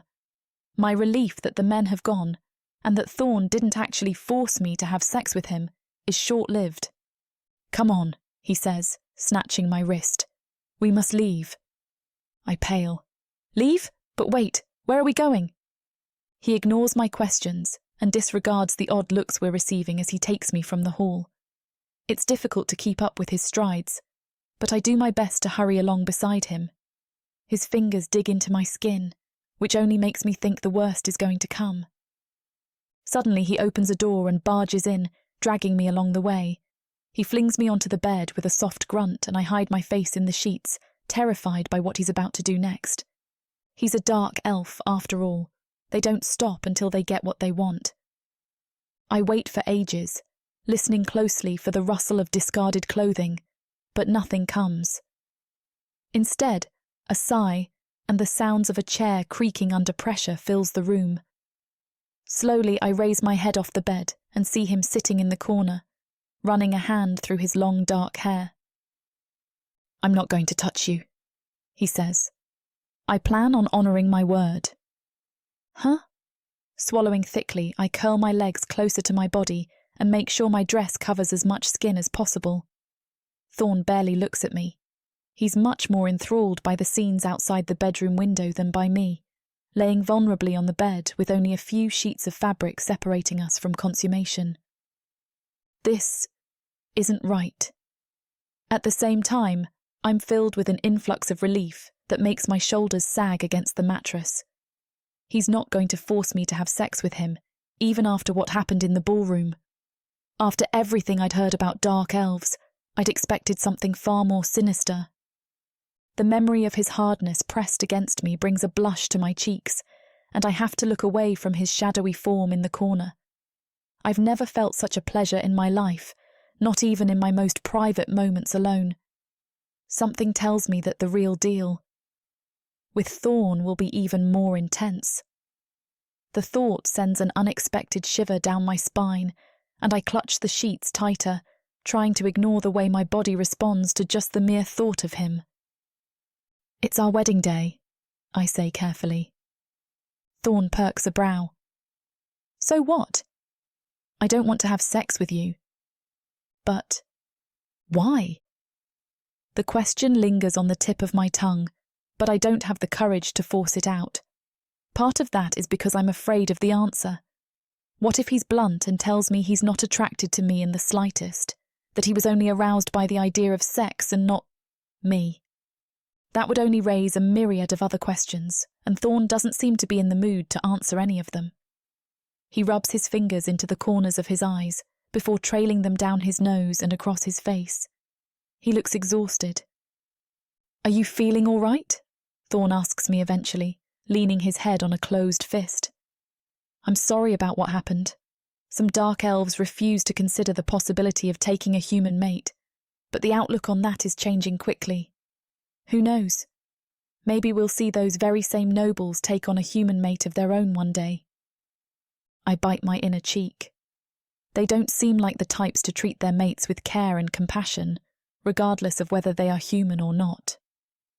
Thorne's smile dies once he realises that I don't plan on responding. I awkwardly pick at the stray threads on my dress, doing anything to preoccupy myself. I feel his eyes carving daggers into my skin, trailing across my body despite his promises to keep his hands to himself. It makes me squirm. Do you need anything? Water or food? Anything of that nature? I think I'm all right, I reply, clearing my throat. Thank you for offering. Thorne nods, running his tongue over his teeth. Again he stares out the window. I'm sure he wants to be somewhere else rather than sulk in this bedroom with me. His disposition yells that in my face, loud and clear. Did you have a good time, at least? The ceremony was lovely. I force a smile, but it doesn't last long. I'm far too tense to feign anything. And the dinner afterward was great.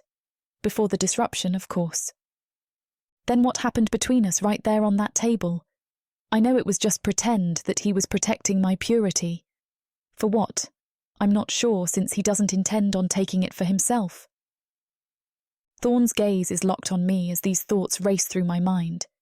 His body, his hands, the way his eyes scoured every inch of my expression when the pleasure became too much to contain. He knows exactly what I'm thinking about. The heat of his stare makes my skin tingle with awareness, and my breath catches in my throat. I can only wonder if my reaction in that moment was wrong, and perhaps that is why he doesn't want to touch me again. Was I not supposed to feel that way? Was it not the reaction he demanded from me? The memory of his touch, the way he made me feel, it all swirls in my mind like a torturous dance of what-ifs. Insecurities flood me, and I pull the blanket up to hide my face from him. Yes, this is surely the problem. The soft fabric offers little comfort, but at least it shields me from those piercing dark eyes that seem to see straight through to my soul. My cheeks burn with embarrassment at how easily he can read my thoughts, how transparent my desires must be to him. I'm glad to hear that. Silence fills the space between us, so I sneak a glance at him as he ponders by the window again. A newfound appreciation swells in my heart for him, knowing that he doesn't plan on taking me through force or with violence. He's different from the other dark elves that I know of, who wouldn't hesitate to treat a human with disdain simply because they can. Will things always be this way between us? He respects my space, and I respect his. We don't need to linger too long around each other if it's not necessary. He seems fine with being alone with his thoughts, content to watch the world beyond the window while I sit here wrestling with my own contemplations. Make yourself comfortable, he says, rising from his seat with fluid grace. The movement draws my attention to his tall frame, reminding me just how imposing dark elves can be. I raise a brow. Where are you going? I'm going to take a bath if that's all right with you. There's something almost gentle in the way he phrases it, as if my opinion actually matters to him. I smile, which evokes a grin of his own. The expression transforms his sharp features, making him look younger, more approachable. I take a long time to bathe, so I wouldn't recommend waiting around for me. I also understand if you don't want to rejoin the party. After that spectacle we all saw, I wouldn't blame you. He runs a hand through his dark hair, his eyes meeting mine with unexpected warmth. Thank you. The words come out softer than I intended, but they're sincere. You can take your leave once the wedding guests start exiting the manor, which won't take long. Most of them are sated with food and drink, and will be falling over themselves if they don't get out of here quickly. The wine has been flowing freely all night, and I doubt many of them can even walk straight anymore. That would be a sight, I quip, but Thorne rolls his eyes. His annoyance is clear in the tight set of his jaw. I've had enough of these elves in my home. They make too much of a mess. If I come out of my bath and they're still here, I'll throw them out myself. The servants will be cleaning up their disaster for days as it is. I laugh at the mental image of him shooing drunk nobles out the door like unwanted cats. And for a moment, I think Thorne is going to laugh with me, but he turns away and hides his expression. The glimpse of humour vanishes as quickly as it appeared. Tomorrow we'll start with the plans I have for you. His voice drops lower, taking on an edge that sends a shiver down my spine.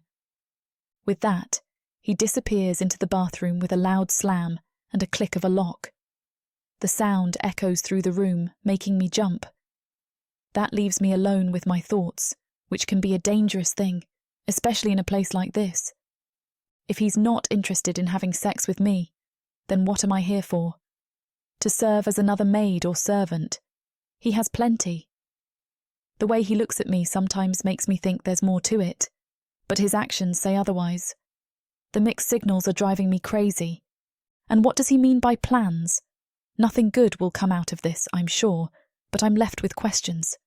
They pile on top of each other, weighing down on my conscience, with the main one standing high above the rest.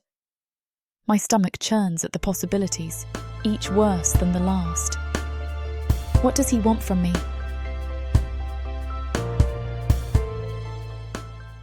From the depths of the darkness of Protheka, Or clawing up from the realms of fantasy. come the most fearsome beasts you have ever seen. These monsters are done watching from the shadows. Now, as they step into the light, something unexpected grips them. Something even they can't fight off. Love, Vampires. demons, Dark elves. gods. Minotaurs. Creatures of light and dark. They will protect their mates. Do whatever needs to be done. Morally grey heroes who will burn the world to protect the women who love them. 10 audiobooks. Fall into over 60 hours of fantasy romance. 20 ebooks. Over 1 million words of these brutes who will protect their women. Even if they might destroy themselves in the process. Get the immersive Protheka fantasy romance bundle. For 80% off, right now, dive into Protheka at a once-in-a-lifetime discount. The first bundle to offer both ebooks and audiobooks on worldsofprotheka.com. Protheka's magic is eternal, and this romantasy bundle will make it endless.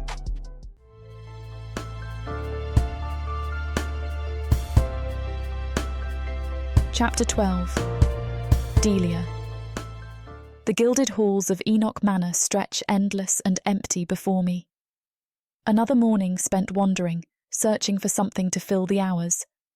A week has passed since the wedding, and Thorne's promise of plans remains unfulfilled. My fingers trace the intricate wallpaper, so different from the rough stone walls of my cage in the dark market. I should feel grateful. The servants bring me whatever I need. The kitchen prepares elaborate meals, and soft sheets embrace me each night. But my thoughts keep drifting back to Yara. The way she'd stroke my hair when nightmares jolted me awake. Her quiet strength as she endured the guards' cruelty. The stories she'd whisper about her sister Bailey, painting pictures of a happier life beyond our prison. My lady? A servant appears with a silver tray. Lord Thorne sends his regrets. He'll take dinner in his office again tonight. I nod, dismissing her. 3 nights this week he's hidden away with his books and scrolls. When our paths cross in the halls, he barely spares me a glance. The manor's luxury feels hollow without companionship. Yara would know what to say, how to make me laugh despite everything. But I have no idea what became of her after they dragged me away that day. Did another dark elf buy her? Is she still in that horrible place? Or worse? The freedom I dreamed of in my cage feels more like a different kind of prison. Prettier, softer, but just as lonely. Lost in thoughts of Yara, I collide with something solid. My hands shoot out to catch myself, meeting expensive silk robes that feel impossibly smooth beneath my trembling fingers. I stumble back, my heart freezing as I recognize Cyrus Enoch's towering form. His dark eyes bore into me with familiar contempt, and I fight the urge to shrink away completely. Watch where you're going, human. His lip curls, revealing perfect white teeth in a sneer that makes my skin crawl. I apologize, my lord. I drop into a quick curtsy, my legs shaking beneath me as I try to maintain my composure in front of Thorne's father. Sweat beads at the nape of my neck. If you'll excuse me, shouldn't you be in my son's chambers? That's where your kind belongs, not wandering these halls like you own them. You're an embarrassment to this household. His words drip with disdain, each syllable a reminder of my place in this gilded prison. The way he says, "your kind," makes me feel smaller than the insects that scurry beneath the manor's foundations. Heat floods my cheeks, burning with humiliation and anger. I have every right to... Right? He steps closer, magic crackling around him like lightning in a storm. The air grows thick with power, making it hard to breathe. You have no rights here. That little display you convinced him to do at your wedding has already tarnished our name. The entire court saw you rutting like animals. That wasn't my idea. Thorne was protecting me from those elves. My voice trembles despite my efforts to stay strong, remembering the chaos of that night, the terror in my bones. Protecting you? His laugh cuts like ice, sharp enough to draw blood. The sound echoes off the manor's stone walls. You're nothing but a tool for his pleasure, a human toy to be used and discarded. You're not worth protecting, and the sooner my son realizes that, the better. He's grown soft, letting his obsessions cloud his judgment. My magic stirs beneath my skin, begging to be unleashed, a warm current flowing through my veins. I clench my fists so tight my nails dig into my palms, forcing it down. One wrong move and I'd prove him right about everything. Your son seems to disagree, I say, lifting my chin despite the fear churning in my stomach. My son only chose you to spite me, you silly girl. He scoffs, donning an arrogant smirk. To think that you truly mean something to him, protecting you was just an excuse to get himself wet. My face burns with shame and rage, blood pounding in my ears. How dare he speak to me that way? Magic tingles beneath my skin, begging for release, surging through my veins like liquid fire. I clench my fists until my nails dig into my palms, fighting the urge to lash out. One slip, one spark of power, and I'd prove him wrong about everything. Show him just how much this human toy is worth. Pathetic, he spits with a scoff. Cyrus's boots click against the marble floor as he storms away, each step echoing like thunder in the empty hallway. He leaves me trembling against the wall, my legs barely holding me upright as the weight of his words settles over me like a shroud. The silence stretches, broken only by my ragged breathing and the distant sound of servants scurrying about their tasks, careful to avoid crossing paths with their master's fury. My lady? A new voice makes me jump, my heart still racing from Cyrus's cruel words.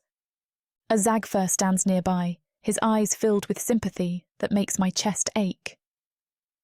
Lord Thorne wished me to inform you that he has assigned you your own personal Zagfer. He was most insistent about your comfort and safety. Another figure steps forward from the shadows, moving with the fluid grace that marks her kind. She's young, probably close to my age, with the same eyes as all Zagfer, those strange beings bred to serve. Her white hair falls in a neat braid down her back, stark against her dark uniform. I am Anulu, my lady, she says with a small bow, her voice gentle and melodious. I've been specially trained to attend to all your needs. My cheeks burn hotter, the flush of humiliation creeping down my neck. They must have witnessed everything.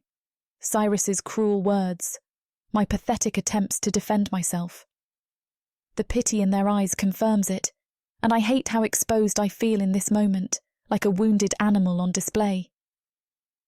I don't need... The words catch in my throat. What don't I need? Someone to talk to. Someone to help navigate this maze of a manor and its politics. My pride wants to reject any help, to prove I can manage on my own. But deep down, I know that's foolish. Yara's face flashes through my mind again, her kind eyes and gentle warnings about this place. She'd told me I couldn't survive here alone, and maybe she was right. Maybe having an ally wouldn't be such a terrible thing, especially one who seems to know the inner workings of this gilded prison I now call home. "Come, my lady, you must eat something." Anulu's gentle touch on my elbow steers me down the corridor. My stomach churns. Another possession. That's all she is. A gift from my husband, like a new dress or piece of jewellery. The same way I was gifted to him. A human toy to be used and discarded.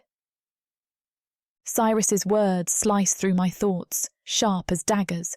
My fingers tremble as I smooth my skirts. The silk feels wrong against my skin, too fine for someone like me, someone beneath them. The dining room is just ahead. Anulu's voice stays soft, careful, like she's talking to a spooked animal. "Cook prepared your favourite pastries." How does she know my favourites? Has Thorne been watching me, noting what I eat? The thought makes my skin crawl. Everything in this place is a performance, every kindness calculated. The entire court saw you rutting like animals. Heat floods my cheeks again. That night at the wedding plays through my mind. Thorne's hands on me, his breath hot against my neck as he put on his little show. And now this, a servant given to me like I'm some noble lady, like I belong here. But I don't protest as Anulu guides me forward. My thoughts scatter like leaves in the wind, unable to form the words to send her away, to reject this false position they've thrust upon me. The dining room doors loom ahead, carved with scenes of dark elf victories. Even the walls mock me, remind me of my place. Have I traded one prison for another?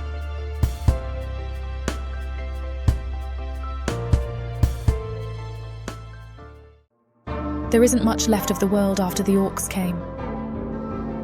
Savage. Brutal. Merciless.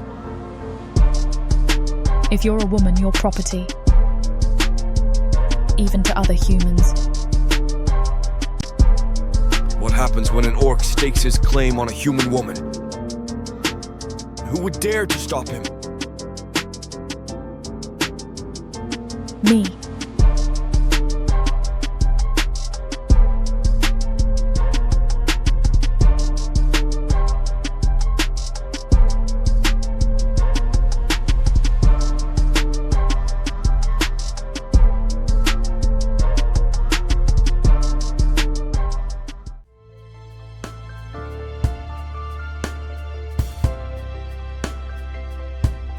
Chapter 13. Thorne. Sipping from my drink, I gaze out of my window. Water sloshes in the glass absent-mindedly while I look at her, smiling and talking with her Zagfer, Anulu. She doesn't know that I do this. I watch her in secret every chance I get.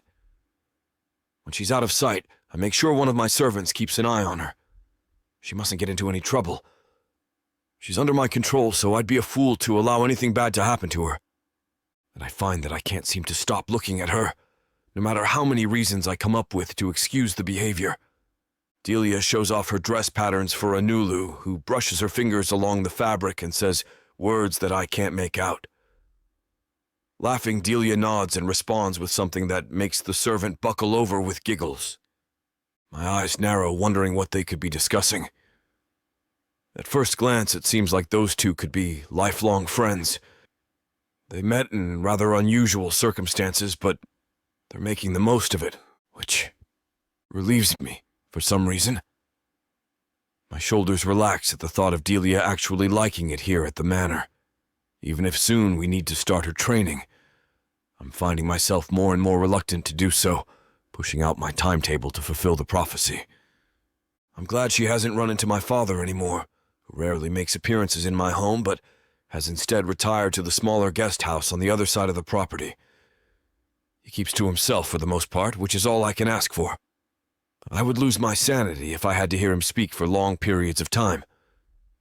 Still, He has his study that he maintains in my home where he keeps his books, scrolls, and other belongings. I don't touch his things. There's no need to. The sight of Delia dragging Anulu away by the wrist catches my attention and quickly snaps me out of my daze. I watch them for as long as I can before they depart, headed towards the garden. My grip on my glass tightens while I rest the rim on my bottom lip, deep in thought. What is she up to? On one hand, I want to learn more about her. I've provided her with food, water, and a roof over her head. The least she can do is tell me a bit about herself. Still, she likes keeping her distance, which allows me to make my own assumptions about her character. For one, she's a bit obnoxious, always demanding things of me when I give her the bare minimum needed to survive. What more could she want? There are times I indulge her, like sending a book to her bedroom or ordering the Epsiode to sneak in a few more treats in her meals for her to enjoy. I'm quite fond of the smile that grows on her lips whenever she notices the small details. No need to get attached to the human, Thorne. I close my eyes, letting out a deep sigh. There's no need for emotions to get involved. She's only here until she's strong enough to fulfill the prophecy. The prophecy. Setting down my glass, I head to my bookshelf and pull out my weathered books that are withering away with age and use. Some of the book spines are barely hanging on. The books land with a loud bang on my desk, plumes of dust shooting upwards from the covers. I open each of them, one by one, and skim over the parts that interest me the most, namely, details of the prophecy and the requirements of the one who I must sacrifice. The avatar of chaos magic must be bound with the pure and mortal key to the elements, two halves made whole. I'm doing the right thing. I see no other way this prophecy can move forward. Delia is the pure mortal that I need to face the father of the forgotten race. And she must die, for only then will the blood of the world be spilled, and the temple's power will awaken. There's no doubt in my mind that I'm making the right choices. Scrolling through the manuscripts, I make note of certain passages of interest. They must be dissected thoroughly with no room for error. My eyes trail across these words relentlessly, committing them to memory. I could recite these passages even in my dreams. Still, a thorn exists in my side. The passage of the mortal who must be kept pure of body while maintaining exceptionally strong powers. That means no sex with Delia. Given my circumstances, that is a bit conflicting, to put things lightly. After all, I visited that dark market with the hope of finding a plaything to use. I needed to blow some steam off, so my body anticipated a release of tension that has been building up for a long time. Instead, I came away with the chosen one, the one who will fulfill my prophecy and help me attain the goal that I've been working towards my entire life. I assume that's a fair trade, but my loins beg to differ. It'll only be a matter of time before I make another sudden appearance at the dark market again, ogling the human females and bringing one back home to take a spot in my bed. My heart sinks a little. Delia. I shake away those perturbing thoughts and grimace at myself for letting my feelings nearly run away with me. What a foolish thing. I'd be an idiot to ruin the prophecy because of some primal urges that I need to keep in check. After all, this will all be over in a few short months, and then I can shop to my heart's content. It doesn't matter if I think the girl is attractive enough to mate with. Nothing is going to get through to me. I must prove that to myself. I'm destined for great things. My mother told me this while I grew up. She said I was the one who needed to elevate our family's name. I was the one who was going to save our family's reputation from the brink of destruction. If only she could see me now. I wonder what she would say. Father tells me to forget about her, when he's not using her as a scapegoat or a weapon against me. She's dead, and she's been dead for a long time, so there's no use dwelling on how she would feel about the events going on at the present moment. Still, my curiosity gets the best of me. I wanted to make her happy. That was my only goal. A knock comes at my door.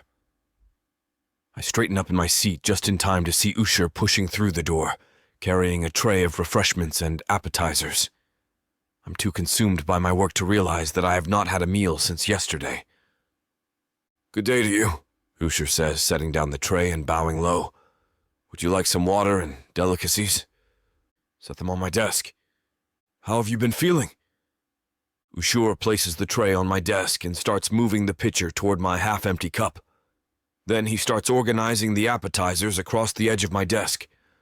I motion towards the ones I want to keep, and Usher takes away the rest. What kind of question is that, Usher? I ask in regards to your life as a married dark elf. I'm sure things are changing for the better. I suppose the young Delia has made quite a mark on Anulu. Have you noticed? Glancing up from my scrolls, my eyes trail his features in hopes of deciphering what Usher's motives are in mentioning that to me. The servant straightens his clothing out with a hand and keeps a strong level of composure, never once breaking eye contact with me. I've seen them spending some time together in the gardens. It's surprised me how well they've taken to one another. I thought it would take Delia more time to adjust, but it seems like she's fitting in perfectly. Would you like me to keep a close eye on Anulu? Why's that? Usher shrugs. She spends most of her time serving your wife. You mentioned how we all need to keep track of where Delia is at all times, so it makes sense to watch her closest companion. If you find it necessary, then yes. Watch Anulu if you'd like, but don't make it obvious, and don't vilify her when she's done nothing wrong but serve as a companion to my wife. That remark makes Usher raise a brow. You're appreciative of her actions? I don't see the point in a conversation like this, Usher. Trust me, it began innocently. I wanted to congratulate you on your marriage. This certainly means that you're starting a new chapter in your life. You have a whole lifetime to spend with your human wife by your side. I nod along, leaning my head on my fist. I'm trying to focus on the scrolls, but Usher is making things a bit more difficult. It's a shame, seeing as how his intentions with me have always seemed pure. You can retire now, Usher. If I need you, I'll make sure to let you know, and make sure Delia is well fed throughout the day. She must be kept healthy and well at all times. Yes, sir. Usher hesitates. He doesn't move from his spot. Forgive me, but I had another reason for coming here so promptly. What is it then? I asked, leaning back in my chair. I'd advise you to hurry up and say what you need to say. He fidgets, making me want to shake him. Well, there's something interesting occurring in the gardens right now. It's something that you might want to see.